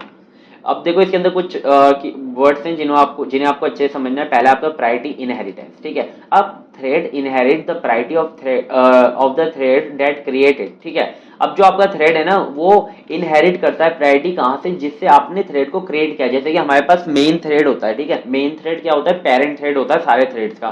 तो आप जितने भी थ्रेड बनाओगे ना, तो वो जो थ्रेड है, वो जो मेन थ्रेड है, उसकी जो प्रायोरिटी होगी उस प्रायोरिटी को इनहेरिट कर लेगा अपने अंदर। ठीक है, if you don't explicitly set a thread priority it will have to same priority as the parent thread। ये मैंने आपको समझा दिया। ठीक है, अब सेकंड क्या है, प्रायोरिटी एंड शेड्यूलिंग। ठीक है, thread priorities can influence the order in which thread are scheduled. आप बस इन्फ्लुएंस कर सकते हो उसे कि आप इस तरह से उसे शेड्यूल कर दो। ठीक है, but they do not guarantee it. ठीक है, बट उसका कोई गारंटी नहीं होता कि उसके हिसाब से वो शेड्यूल होगा। ठीक है, द बिहेवियर में vary across different JVM implements and operating system. ये जो पूरा का पूरा बिहेवियर किसके ऊपर डिपेंड करता है, आपके JVM इम्प्लीमेंटेशन पे और ऑपरेटिंग सिस्टम पे, जो कि हर मशीन का अपना अलग अलग होता है। ठीक है, higher priority thread are mostly like to execute before lower priority threads. ठीक है, बहुत ज्यादा चांसेस होते हैं कि जो आपने हाई प्रायोरिटी दी हुई है वो पहले एग्जीक्यूट हो जाए लो प्रायोरिटी से। ठीक है, फिर आता है स्टारवेशन। स्टारवेशन यानी कि मतलब किसी चीज को कोई चीज नहीं मिलना, जैसे किसी चीज को किसी की रिक्वायरमेंट है लेकिन उसे नहीं मिलती। ठीक है, thread with the lower priority might suffer from starvation if higher priority thread continuously occupy the CPU. ठीक है, अगर आपके पास हायर प्रायोरिटी थ्रेड क्या करेंगे, उसे ऑक्यूपाई करके रखेंगे सीपीयू को, तो जो लोअर प्रायोरिटी थ्रेड है वो किससे सफर करेगा, स्टारवेशन से सफर करेगा। ठीक है, अब नेक्स्ट हमारा क्या है, नेक्स्ट हमारा नहीं, अब पहले ना इसका हम कोड देख लेते हैं। ठीक है, पहले हम प्रायोरिटी का कोड देखेंगे जिससे आपको अच्छे से सारी चीजें समझ में आएंगी। तो लेक्चर 12 देखते हैं। लेक्चर 12 में हमारा है टेस्ट मल्टी थ्रेडिंग। ठीक है, टेस्ट मल्टी थ्रेडिंग में आपको ये भी पता चलेगा कि मल्टी थ्रेडिंग कैसे काम करती है।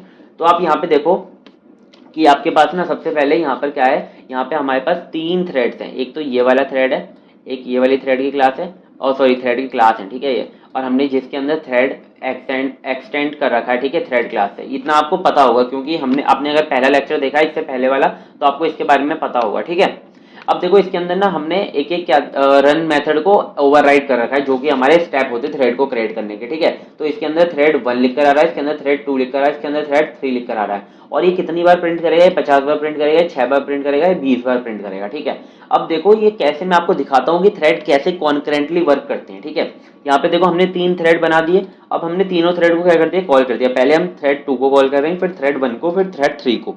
तो आपको पहले लगेगा कि पहले थ्रेड 2 एग्जीक्यूट हो जाएगा पूरा, फिर थ्रेड 1 एग्जीक्यूट होगा, लेकिन ऐसा नहीं होगा, ये कॉन्करेंटली वर्क करते हैं। ठीक है, मैं आपको रन करके दिखाता हूँ।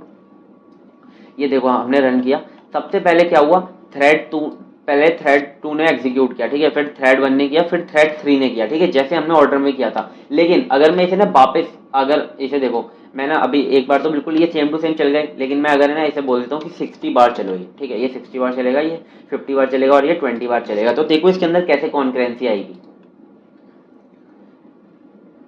देखो सबसे पहले हमारा जो थ्रेड 1 था वो चल गया। ठीक है, इसमें जो थ्रेड 2 था वो चला ही नहीं, हमने उसको भी कॉल कर रखा है, लेकिन थ्रेड 1 पहले चल गया, फिर थ्रेड 3 चला, फिर थ्रेड 2 चला। तो इसके अंदर क्या है, हमें नहीं पता कौन सा थ्रेड पहले चलेगा, कौन सा थ्रेड बाद में चलेगा। ठीक है, अब मैं ना क्या करता हूँ, इन्हें सबको ना 10-10 बार प्रिंट करा के आपको दिखाता हूँ, जिससे कि छोटे में थोड़ा आपको दिखे। हमने कॉल देखो इसी ऑर्डर में कर रखे हैं, पहले थ्रेड 2 को कॉल किया, थ्रेड 1 को और थ्रेड 3 को। ठीक है, जैसे देखो हमने इसे कॉल किया, थ्रेड पहले हमने थ्रेड 2 को कॉल किया, थ्रेड 1 को कॉल किया और थ्रेड 3 को कॉल किया। तो देखो ये वाले सही प्रायोरिटी में चल गए, लेकिन क्या होता है थ्रेड जो है ना हमारे कॉन्करेंटली कंट्रोल कर रहे हैं, हमें नहीं पता कि वो कैसे एग्जीक्यूट होंगे। ठीक है, कौन सा थ्रेड पहले एग्जीक्यूट होगा, अपने हिसाब से एग्जीक्यूट होंगे। अब हम ना क्या करेंगे, इन थ्रेड्स की ना प्रायोरिटी को पता लगाएंगे कि कौन से थ्रेड की कितनी प्रायोरिटी है। तो हम उस थ्रेड की प्रायोरिटी को पता लगा सकते हैं किससे, गेट प्रायोरिटी से पता लगा सकते हैं। ठीक है, यहाँ पे मैं लिखता हूँ, जैसे हमें T1 की प्रायोरिटी को पता लगाना है, तो T1 डॉट गेट प्रायोरिटी। तो इससे क्या होगा, हमें जो T1 की प्रायोरिटी है ना वो पता चल जाएगी। ये देखो यहाँ पे मैं इसे एग्जीक्यूट कराऊंगा तो T1 की प्रायोरिटी कितनी है, 5। डिफॉल्ट नहीं, हमने कोई भी प्रायोरिटी नहीं दी, तो देखो डिफॉल्ट में कितनी प्रायोरिटी रहती है उसकी, 5 प्रायोरिटी रहती है। अब हम इसको है ना सेट प्रायोरिटी करेंगे। ठीक है, अब हम क्या करेंगे, सेट करेंगे प्रायोरिटी, जैसे कि हम T2 की प्रायोरिटी को सेट कर सकते हैं किससे, सेट प्रायोरिटी कर देंगे हम, कितनी उसकी प्रायोरिटी हम सेट कर देंगे, चलो 10 सेट कर दी हमने। ठीक है, तो इसकी प्रायोरिटी कितनी सेट हो गई, हाईएस्ट सेट हो गई। ठीक है, ये देखो इसको है ना, अब हम क्या करते हैं, रन करा के देखते हैं। पहले हम T1 को रन कराएंगे और T1 स्टार्ट, और फिर हम कराएंगे T2 को, ठीक है। तो देखो T2 स्टार्ट कर देंगे, तो इससे क्या होगा कि पहले हमारा T2 चलेगा, पहले हमारा T1 चलेगा और पहले फिर T2 चलेगा, लेकिन यहाँ पे प्रायोरिटी देखो T1 की कितनी है, 5 है, और किसकी T2 की प्रायोरिटी कितनी है, 10 है। तो हम दोनों का भी हम रन कराते हैं, ठीक है। ये देखो हमने रन कराया, तो पहले कौन सा चल गया, पहले T1 चला, फिर T2 चला, फिर T1 चला, ठीक है, पहले फिर T1 चला। तो देखो यहाँ पे ना हमने प्रायोरिटी सेट कर दी, लेकिन हमने क्या किया, बस उसे इन्फ्लुएंस किया, ठीक है। वो चल रहा है अपने हिसाब से ही, ठीक है। आप ऐसे प्रायोरिटी सेट कर सकते हो, मैं आपको ये बताना चाह रहा था, ठीक है। आपको बस ये थ्योरेटिकली याद रखना है कि आप ऐसे प्रायोरिटी सेट कर सकते हो, ठीक है, लेकिन चलना बाद में वो अपने हिसाब से ही, अपने हिसाब से चलेगा वो, आप बस उसे सजेस्ट कर सकते हो कि उसकी प्रायोरिटी ये रहने वाली है, ठीक है। तो नेक्स्ट देखते हैं हमारा, बस इतना याद रखना कि आप उसे सजेस्ट कर रहे हो, आप जो प्रायोरिटी सेट करोगे जरूरी नहीं है वो उसी हिसाब से चले। देखो यहाँ पर ये लाइन में लिखी हुई है, thread priorities can influence the order in which thread are scheduled, but they do not guarantee it, ठीक है। कोई भी गारंटी नहीं है, उस हिसाब से चलेगा। मैंने आपको रन भी करके दिखा दिया, आई होप आपको समझ में आ गया होगा, ठीक है। अब देखो फिर आता है सिंक्रोनाइजेशन इन जावा। जावा के अंदर सिंक्रोनाइजेशन क्या होता है, कभी कभी क्या होता है ना मल्टी थ्रेडिंग के अंदर, कि मल्टीपल थ्रेड एक ही आपके मेथड को कॉल कर रहे होते हैं, एक ही रिसोर्स को एक्सेस कर रहे होते हैं। तो क्या होता है कभी कभी कि आपके जब मल्टीपल थ्रेड एक्सेस करेंगे ना, तो वो कोई बैड रिजल्ट को वो प्रोड्यूस कर सकते हैं। देखो यहाँ पे क्या लिखा है, मल्टी थ्रेडेड प्रोग्राम्स में often come to situation where multiple thread try to access same resources, ठीक है। अगर बहुत सारे थ्रेड एक ही रिसोर्स को एक्सेस करने का ट्राई करेंगे, ठीक है। अब देखो हमने थ्रेड के अंदर इतना तो पता चल गया कि हमें नहीं, हम उसे कंट्रोल नहीं कर सकते थ्रेड की जो एग्जीक्यूशन है, ठीक है। तो हम कैसे उसे एक्सेस करने से रोकेंगे दो थ्रेड को एक साथ किसी एक रिसोर्स को, ठीक है। जैसे कि आपके पास रिसोर्स क्या क्या हो सकता है, कोई टेक्स्ट हो सकता है, ठीक है, कोई फाइल हो सकती है, ठीक है। आपकी फाइल के अंदर कोई एक ही चीज है, ठीक है। अब उसको एक ही साथ दोनों अगर थ्रेड एक्सेस कर रहे हैं तो दिक्कत हो जाएगी दोनों थ्रेड को मिलने में वो रिसोर्स, ठीक है। तो इसके लिए हम क्या करते हैं, सिंक्रोनाइजेशन का यूज करते हैं, ठीक है। Java synchronization is used to make sure by some synchronization method that only one thread can access the resource at a given time, ठीक है। अब देखो, अब हम ना जावा सिंक्रोनाइजेशन का यूज करके ऐसा कर सकते हैं कि हमारा जो थ्रेड है ना, हमारा जो रिसोर्स है, उसे एक टाइम पर एक ही थ्रेड एक्सेस करे, ठीक है। मल्टीपल थ्रेड को एक्सेस करने से रोकेगा, ठीक है।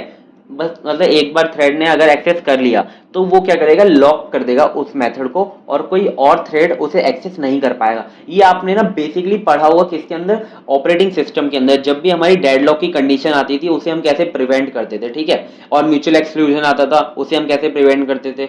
वो म्यूचुअल एक्सक्लूजन हमारा जो वो था सॉल्यूशन था किसका, प्रोड्यूसर कंज्यूमर प्रॉब्लम का, उसे हम कैसे मैनेज करते थे। उस सब में आपने देखा होगा कि हमारा एक रिसोर्स होगा और मल्टीपल प्रोसेसेस उसे एक्सेस करने की कोशिश कर रहे होते हैं, ठीक है। ऐसे ही यहाँ पर क्या कर रहे हैं, थ्रेड एक्सेस करने की कोशिश कर रहे हैं, ठीक है। अब देखो सिंक्रोनाइजेशन हमारे दो तरह के होते हैं, एक होता है हमारा प्रोसेस सिंक्रोनाइजेशन, एक होता है थ्रेड सिंक्रोनाइजेशन। हमें यहाँ पे थ्रेड सिंक्रोनाइजेशन को अच्छे से देखना है, ठीक है। प्रोसेस सिंक्रोनाइजेशन बेसिकली वही होता है कि मल्टीपल प्रोसेसेस एक रिसोर्स को एक्सेस करने की कोशिश करें, तो वो प्रोसेस सिंक्रोनाइजेशन होता है। और थ्रेड सिंक्रोनाइजेशन की मल्टीपल थ्रेड एक ही रिसोर्स को एक्सेस करने की कोशिश करें, ठीक है। अब इसे हम सिंक्रोनाइज कैसे करेंगे, अब देखो यहाँ पे लिखा है प्रोसेस सिंक्रोनाइजेशन इन जावा।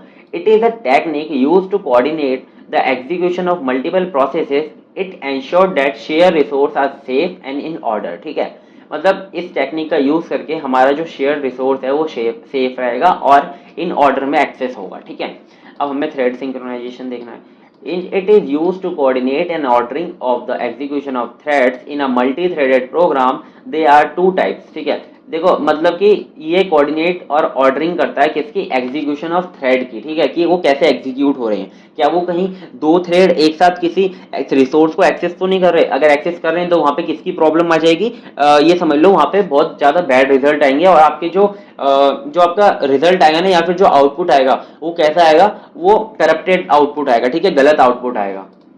अब देखो there are two types of thread synchronization, दो तरह के होते हैं, एक होता है म्यूचुअल एक्सक्लूसिव, ठीक है, जिसके तीन मेथड्स अभी हम पढ़ेंगे, और फिर होता है cooperation inter thread communication in Java, ठीक है। इंटर थ्रेड कम्युनिकेशन यही होता है कॉपरेशन, और ये हमारा लास्ट टॉपिक है, ठीक है, इस यूनिट का। अब देखते हैं हम पहले इस फ्लो चार्ट को, जिसे आप देखकर याद कर सकते हो, जिससे आपको काफ़ी इजी हो जाए। ठीक है, जैसे मैंने पहले आपको फाइल हैंडलिंग में और एक्सेप्शन हैंडलिंग में एक फ्लो चार्ट बताए थे, वैसे ही मैं आपको सिंक्रोनाइजेशन का बता रहा हूँ। ठीक है, सिंक्रोनाइजेशन बेसिकली जावा के अंदर दो तरीके के होते हैं, प्रोसेस सिंक्रोनाइजेशन, दूसरा होता है थ्रेड सिंक्रोनाइजेशन। अब थ्रेड सिंक्रोनाइजेशन हमारे दो तरीके के होते हैं, दो मेथड होते हैं मतलब उसे हैंडल करने के। एक होता है म्यूचुअल एक्सक्लूसिव, एक होता है इंटर थ्रेड कम्युनिकेशन। ठीक है, म्यूचुअल एक्सक्लूसिव हमारे तीन मेथड पे यूज करता है, एक होता है सिंक्रोनाइज मेथड, एक होता है सिंक्रोनाइज ब्लॉक और एक होता है सिंक्रोनाइज स्टैटिक सिंक्रोनाइजेशन। ठीक है, अब देखो ये जो इंटर थ्रेड कम्युनिकेशन है, ये भी इसके भी तीन मेथड होते हैं, wait, notify and notify all. ठीक है, उसे भी हम देखेंगे, वो भी आप फ्लो चार्ट में यहाँ पर ऐड कर सकते हो। अब हम इन तीनों मेथड को और म्यूचुअल एक्सक्लूसिव को अच्छे से देखते हैं।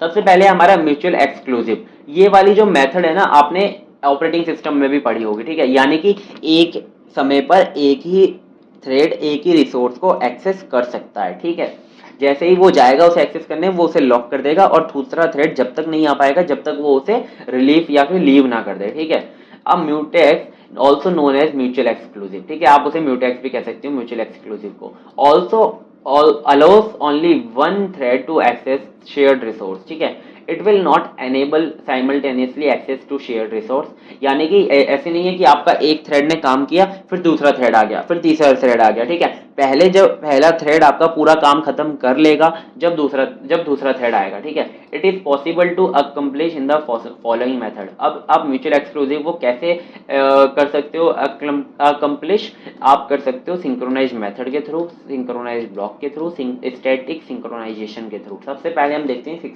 सिंक्रोनाइज मेथड, ये क्या होता है।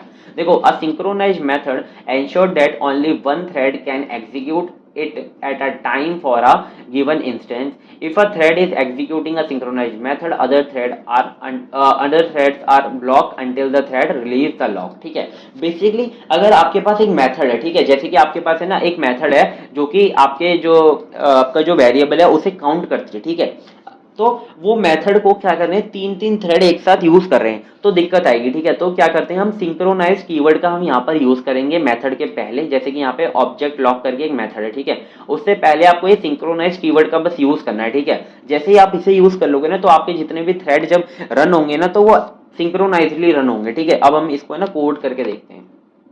यहाँ पे देखो, इसके कोड को ज्यादा आपको समझने की जरूरत नहीं है, बस आपको याद रखना है कि आपको सिंक्रोनाइज कीवर्ड यूज करना है। आपने आप जैसे सिंक्रोनाइज समझा गया हो ना, ये नहीं आप इसका पूरा का पूरा कोड लिख कर आओगे, बस आपको एक मेथड लिखनी है, उसके आगे एक सिंक्रोनाइज कीवर्ड का यूज कर देना। ठीक है, जिससे उससे समझ में आ जाएगा। ठीक है, वरना बहुत बड़े कोड है। ठीक है, इसके तो आपको ज्यादा इनके कोड समझने की जरूरत नहीं है, बस उसे समझो जो मैं आपको बता रहा हूँ। ठीक है, यहाँ पे देखो हमने सिंक्रोनाइज ये रहा। ठीक है, सिंक्रोनाइज मेथड ये रही हमारे पास ना। यहाँ पर एक मेथड है जो कि क्या करती है, टेबल को प्रिंट करती है। ठीक है, यहाँ पर ये समझ रहे हो आप, ये टेबल को क्या करती है, प्रिंट करती है। और इस और देखो, अगर हम ना पहले मैं आपको बिना सिंक्रोनाइजेशन के इसे रन करके दिखाऊंगा। ठीक है, ये देखो, अगर हम सिंक्रोनाइजेशन को हटा देते हैं और ये वाली जो मेथड है ना, इसको ना तीन है ना हमारे जो थ्रेड्स हैं वो यूज करें। ठीक है, यहाँ पे दो थ्रेड यूज करें बेसिकली। देखो यहाँ पर हमारे पास एक तो थ्रेड ये हो गया, थ्रेड 1। ठीक है, ये क्लास हो गई थ्रेड की, ये हो गई थ्रेड 2। ठीक है, अब हमने इन थ्रेड का यूज करके दो थ्रेड बना रखे हैं, T1 और T2। ठीक है, अब ये दोनों T1 और T2 क्या कर रहे हैं, इसका यूज कर रहे हैं इस वाली मेथड का। ठीक है, तो इनने क्या किया, T1 को स्टार्ट किया और T2 को स्टार्ट किया। यहाँ पर आप देख सकते हो रन के अंदर, हम रन के अंदर ही तो डालते हैं जो भी हमें थ्रेड से एग्जीक्यूट कराना होता है। तो देखो रन के अंदर हमारा यहाँ पर ये टेबल को यूज कर रहा है। ठीक है, और यहाँ पर भी ये टेबल को यूज कर रहा है। यहाँ पर ये 5 की टेबल को प्रिंट करा रहा है और यहाँ पर ये 100 की टेबल को प्रिंट करा रहा है। ठीक है, अब देखो हम जब अगर सिंक्रोनाइज कीवर्ड का यूज नहीं करते तो देखो कैसे प्रिंट होगा। 5 की टेबल प्रिंट हुई, 10 की टेबल प्रिंट हुई, 5 की टेबल 215, तो देखो ऐसे प्रिंट हो रहा है। ठीक है, तो यहाँ पे कोई भी सिंक्रोनाइजेशन नहीं है। ठीक है, रिसोर्स का अच्छे से यूज नहीं कर पा रहे हम। अब हम क्या करते हैं, यहाँ पे सिंक्रोनाइज कीवर्ड का यूज कर लेते हैं। ठीक है, कि हमने सिंक्रोनाइज कीवर्ड का यूज कर लिया। अब क्या होगा कि जो हमारा रिसोर्स है ना उसको हम सिंक्रोनाइजली एक्सेस करेंगे। ठीक है, एक थ्रेड पहले एक्सेस करेगा, फिर वो जब तक एक्सेस करेगा जब तक उसका काम खत्म नहीं हो जाता। ये देखो, सबसे पहले यहाँ पर एक थ्रेड ने एक्सेस किया, 5 की टेबल पूरी की पूरी प्रिंट हो गई। ठीक है, फिर यहाँ पर ये 100 की टेबल प्रिंट हुई, यानी कि 5 तक प्रिंट करें। ठीक है, यहाँ पे देखो 5 की पूरी प्रिंट हुई, फिर 100 की प्रिंट हुई। आई होप आपको ये समझ में आ गया होगा। ठीक है, चलो जल्दी से नेक्स्ट देखते हैं। नेक्स्ट है हमारा क्या, सिंक्रोनाइज्ड ब्लॉक। अब देखो आपको है ना क्या करना है कि आपको पूरी की पूरी मेथड को आपको क्या करना है, सिंक्रोनाइज नहीं करना, आपको बस कुछ लाइंस को क्या करना है, सिंक्रोनाइज करना है मेथड के अंदर। तो देखो आप ना वहां पर सिंक्रोनाइज ब्लॉक का यूज कर सकते हो, यानी कि आप सिंक्रोनाइज लिखो कीवर्ड, दिस दिस जो आपका कीवर्ड है उसे पास करो, और यहाँ पर जो भी आपका ब्लॉक है वो वहां पर आप ब्लॉक बना दो। ये जो ब्लॉक रहेगा ये आपका सिंक्रोनाइज रहेगा, ठीक है। यानी कि ये जो रहेगा ना, इसको अगर कोई भी थ्रेड एक्सेस करेगा तो जब तक ही वो एक्सेस करेगा कि जब तक वो एक्सेस करेगा जब तक उसका काम खत्म नहीं हो जाता, और जब तक वो एक्सेस कर रहा होगा वो लॉक को डाल देगा, ठीक है वहां पर। तो देखो इसका भी हम कोड करके देख लेते हैं। यहाँ पे देखो मैंने इसका भी कोड लिख रखा है। देखो यहाँ पे हमें ना ये जो फॉर लूप है, ठीक है, ये जो फॉर लूप है इतना, ठीक है, हमें बस इसे है ना सिंक्रोनाइज बनाना था, ठीक है। तो यानी कि ये जो प्रिंट करेगा टेबल ये सिंक्रोनाइज रहेगा, ठीक है। ये देखो यहाँ पे हमने सिंक्रोनाइज कीवर्ड डाल दिया और हमने दिस कीवर्ड को यहाँ पे पास कर दिया, ठीक है। तो इससे क्या होगा, ये वाला जो हमारा जो ब्लॉक रहेगा, इतना जो ब्लॉक रहेगा ये क्या रहेगा, सिंक्रोनाइज रहेगा। इसके बाहर जो चीजें हो रही होंगी वो सिंक्रोनाइज नहीं रहेंगी। ये देखो यहाँ पे हमारे पास दो थ्रेड है, एक ये वाला थ्रेड है और एक ये वाला थ्रेड है, ठीक है। और ये यहाँ पे क्या कर रहे हैं, इन दोनों को रन कर रहे हैं। तो ये क्या रहेगा, ये वाला जो ब्लॉक रहेगा वो सिंक्रोनाइज रहेगा और जो उसके बाहर रहेगा वो सिंक्रोनाइज नहीं रहेगा। देखो ये वाली जो हमारी ब्लॉक क्लास है इसको हम इस वाले से यूज करेंगे। ये देखो आई होप यहाँ पे कोई दिक्कत आ रही है क्या, नहीं नहीं नहीं। अब देखो ये इसको हम रन करके दिखाता हूँ मैं आपको। देखो ये रन होगी 5 10 15 25। तो ये देख लो सिंक्रोनाइजली प्रिंट हो रहे हैं, ठीक है। हमने उसी के अंदर सिंक्रोनाइजली प्रिंट करा है। अब देखो इसके बाहर अगर हम कोई कीवर्ड को अगर हम प्रिंट कराते हैं, ठीक है, जैसे कि मैंने आपको बताया कि ये वाला जो ब्लॉक है हमारा क्या रहेगा, सिंक्रोनाइज रहेगा, और जो इसके बाहर की चीजें होंगी ये तो सिंक्रोनाइज मेथड है, ठीक है, sorry sorry sorry sorry sorry, static synchronize test synchronization, हाँ ये वाला ठीक है, सॉरी देखो वहां पे गलती हो गई।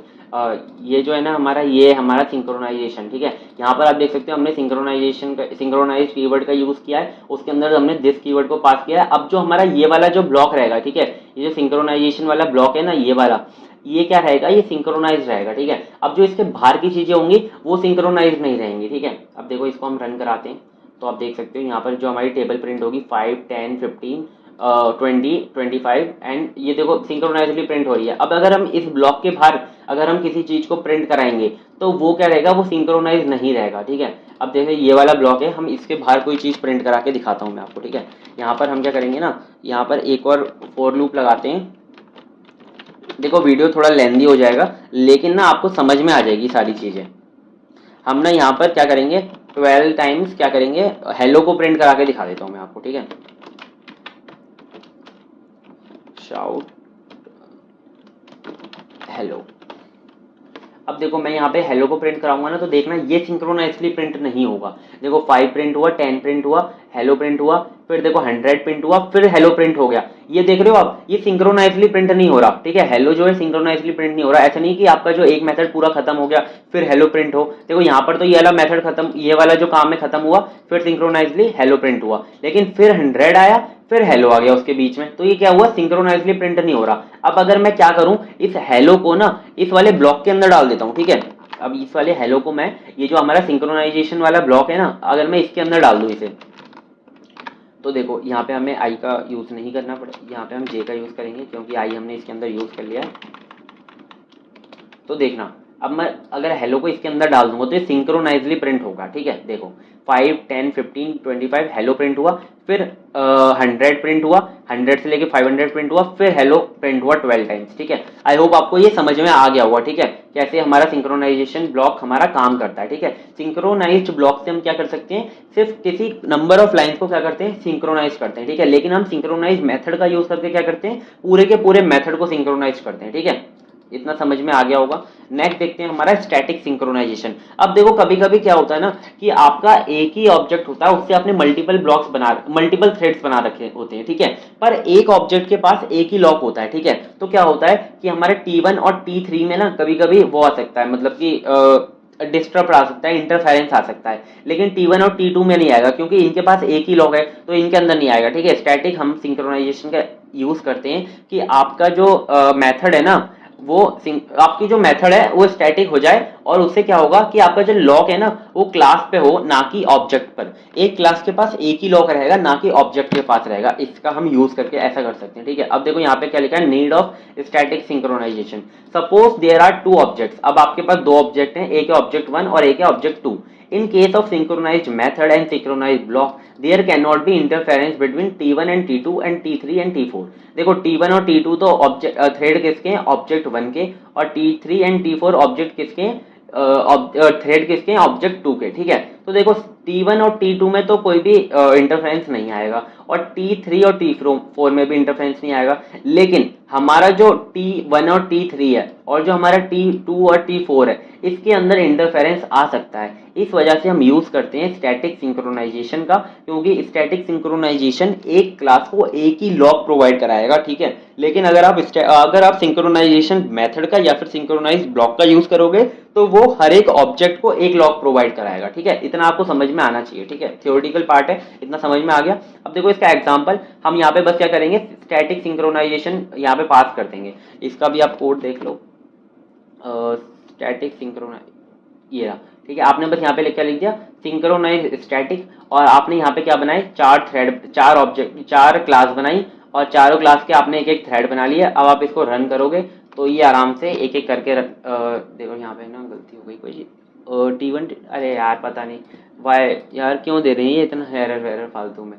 देखो अब मैं चलाऊंगा, ये रन हो जाएगा आराम से। ये देखो T1, ये बना हमारा T1 पूरा प्रिंट होगा, पहले 10 की टेबल, फिर पहले 1 की टेबल प्रिंट हुई, फिर हमारी 10 की टेबल, फिर 100 की टेबल, और फिर उसके बाद हमारी किसकी टेबल प्रिंट हो रही है, 1000 की टेबल, ठीक है। ये देख सकते हो हमने ना वही टेबल प्रिंट कराई थी, सिंक्रोनाइजली ये क्या हो रहे हैं, प्रिंट हो रहे हैं। अब देख सकते हो पहले हमारे पास किसकी, यहाँ पे ना n×1 लिख देती है, टेबल प्रिंट कराता है। पहला हमारा थ्रेड प्रिंट करा रहा है 1 की टेबल, दूसरा थ्रेड हमारा प्रिंट करा रहा है 10 की टेबल, और तीसरा हमारा 100 की टेबल, और चौथा हमारा 1000 की टेबल। ये हमारी सिंक्रोनाइजली प्रिंट हो रही है, ठीक है। बस ये आपको बताना था। आपको देखो पूरा कोड लिख के नहीं बताना बिल्कुल भी, बस आप क्या करोगे, ये वाला जो आपका मेथड है ना, बस आप इसको लिख दोगे और उसके अंदर आप सिंक्रोनाइज स्टैटिक लगा देना, ठीक है। इससे क्या होगा, उससे पता चल जाएगा कि आपने इसका यूज किया है, ठीक है। बस आपको इसका यूज करना है, ठीक है। आपने स्टैटिक सिंक्रोनाइज यहाँ पे लिख रखा है, और वहां पे भी स्टैटिक सिंक्रोनाइज लिख दो, ठीक है। यहाँ पर भी हम स्टैटिक सिंक्रोनाइज लिख देते हैं, बस, ठीक है। एक ही बात रहेगी, आप अब इसे वापस प्रिंट करोगे तब भी वही बात रहने वाली है, ठीक है। वन पहले ये देखो ऐसे ही प्रिंट होगा, ठीक है। बस आपको क्या करना है, ये वाले मेथड का एग्जांपल देना है वहां पे, जैसे कि मैंने ये लिख रखा है, बस आपको ये लिख कर आना है, ठीक है। आपको पूरा कोड नहीं लिख कर आना, बस आपको समझ में आ जाए, अंडरस्टैंडिंग हो जाए, इस वजह से मैंने आपको कोड समझाया है, ठीक है। फिर आता है हमारा इंटर थ्रेड कम्युनिकेशन। लास्ट हमारा जो टॉपिक है वो है इंटर थ्रेड कम्युनिकेशन। इसके अंदर क्या होगा कि आपके जो थ्रेड्स है ना वो आपस में कम्युनिकेशन कर पाएंगे 3 मेथड्स का यूज करके, वेट का, नोटिफाई का, और नोटिफाई ऑल का, ठीक है। जब भी आपको किसी मेथड को स्लिप मोड में डालना है, या फिर मतलब किसी को वेटिंग स्टेज में डालना है, तो आप वेट मेथड का यूज कर लो, और अगर आपको उसको वेट से हटाकर उसे रिज्यूम करना है तो आप नोटिफाई का यूज कर लो। नोटिफाई हमारा एक ही मेथड को क्या करेगा, नोटिफाई करेगा कि वो रिज्यूम हो जाए, लेकिन नोटिफाई ऑल क्या करेगा, जितने भी मेथड आपके वेट कर रहे होंगे उन सबको रिज्यूम कर देगा, ठीक है। यही होता है इसके अंदर, ठीक है। अब देखो this method help to manage the execution flow and coordination between threads, ठीक है। ये किसके लिए हेल्प करता है, आपके एग्जीक्यूशन फ्लो को अच्छे से करने के लिए, और जो आपका कोऑर्डिनेशन है वो अच्छा हो पाए थ्रेड्स के बीच के अंदर, ठीक है। अब देखो ये क्या करता है, ये आपका जो प्रोड्यूसर कंज्यूमर प्रॉब्लम है इसे भी ये सॉल्व करता है, ठीक है। कैसे सॉल्व करता है मैं आपको बताऊंगा, और इसको है ना कोऑपरेशन भी कहा जाता है। अगर आप कोऑपरेशन अगर करके आता है तो भी आप इंटर थ्रेड कम्युनिकेशन समझा देना, ठीक है। बेसिकली इतना ही होता है इसके अंदर, ठीक है। कि मतलब इसके अंदर ये जो 3 मेथड है ना, ये सबसे ज्यादा इंपॉर्टेंट है, इनको अभी हम एक एक करके समझ लेते हैं। तो देखो पहला है हमारा वेट, ठीक है। This method causes the current thread to wait until under thread invokes the notify और notify all। ये जब तक वेट करता रहेगा जब तक कि वहां पर notify या notify all लिख कर ना आ जाए, ठीक है। The thread release the lock on the object and enter the waiting state। अब जो भी उसके पास लॉक होगा उसे वो रिलीज कर देगा, और वो किस पे चले जाएगा, वेटिंग स्टेट पे चले जाएगा, अगर आपने ये कर दिया, ठीक है। वेटिंग ऐसे वेट डाल दिया, ठीक है। अब आता है नोटिफाई। नोटिफाई मैंने आपको बता दिया क्या करता है। This method wake up a single thread, ठीक है। एक थ्रेड को क्या करेगा, वेकअप करेगा, यानी कि रिज्यूम कर देगा, that is in waiting on the object monitor, ठीक है। वो वेटिंग स्टेट में तो उसे क्या कर देगा, रिज्यूम कर देगा, उसे जगा देगा, ठीक है। If multiple thread are waiting one of them is chosen to await. अगर क्या होगा कि आपने बस नोटिफाई डाला है, ठीक है, लेकिन बहुत सारे जो मेथड हैं वो आपके क्या हो रहे हैं, वो आपके वेट कर रहे हैं, तो क्या होगा उसमें से कोई भी एक आपका जो है वो जग जाएगा और वो कौन उसे चूज करेगा, उसे थ्रेड शेड्यूलर चूज करेगा। ठीक है, मैंने आपको पहले बता दिया थ्रेड शेड्यूलर याद रखना बहुत जगह यूज होगा। ठीक है, अब नोटिफाई ऑल क्या करेगा, सबको जगा देगा। ठीक है, this method wakeups all the thread that are waiting on the object monitor. ठीक है, जितने भी थ्रेड वेट कर रहे होंगे उन सबको जगा देगा। ठीक है, इतना समझ में आ गया। ये देखो प्रोड्यूसर कंज्यूमर प्रॉब्लम क्या होती है हमारी, यहाँ पर एक हमारा प्रोड्यूसर है और एक हमारा यहाँ पे कंज्यूमर है। प्रोड्यूस का काम क्या करना है, प्रोड्यूसर का कि प्रोड्यूस करना किसी भी रिसोर्स को। ठीक है, और कंज्यूमर का क्या काम है, उसे वैल्यू को क्या करना, यूज करना। ठीक है, तो प्रोड्यूसर एक हमारे यहाँ पे बफर होती है जिसके अंदर प्रोड्यूसर प्रोड्यूस कर करके वैल्यू को स्टोर करता रहता है। ठीक है, बफर के अंदर स्टोर रहती है, तो बफर की भी एक कैपेसिटी होती है। ऐसा भी हो सकता है कि अगर प्रोड्यूसर और कंज्यूमर के बीच में कोई भी बातचीत नहीं है तो प्रोड्यूसर उसे प्रोड्यूस करते जा रहा है और बफर भर गई और रिसोर्स हमारा क्या होगा, वैल्यू जो हमारी क्या होगी वो वेस्ट हो जाएगी। ठीक है, ओवरफ्लो हो जाएगा। ठीक है, और प्रोड्यूसर हमारा प्रोड्यूस नहीं कर सकता जब हमारा जो क्यू है या फिर बफर है वो एम्प्टी होगा। ठीक है, तो इस प्रॉब्लम को सॉल्व कैसे हम कर सकते हैं, इंटर थ्रेड कम्युनिकेशन का यूज करके हम इस प्रॉब्लम को क्या कर सकते हैं, सॉल्व कर सकते हैं। ठीक है, अभी हम इस प्रॉब्लम को सॉल्व कैसे करते हैं ये देखो। यहाँ पर हमारे पास एक इंटीजर, एक हमने वैल्यू बनाई है, एक हमने प्रोड्यूस जो हमारा प्रोडक्ट या फिर रिसोर्स है वो अवेलेबल है कि नहीं वो हमने बनाया। ठीक है, वो बूलियन बनाया है।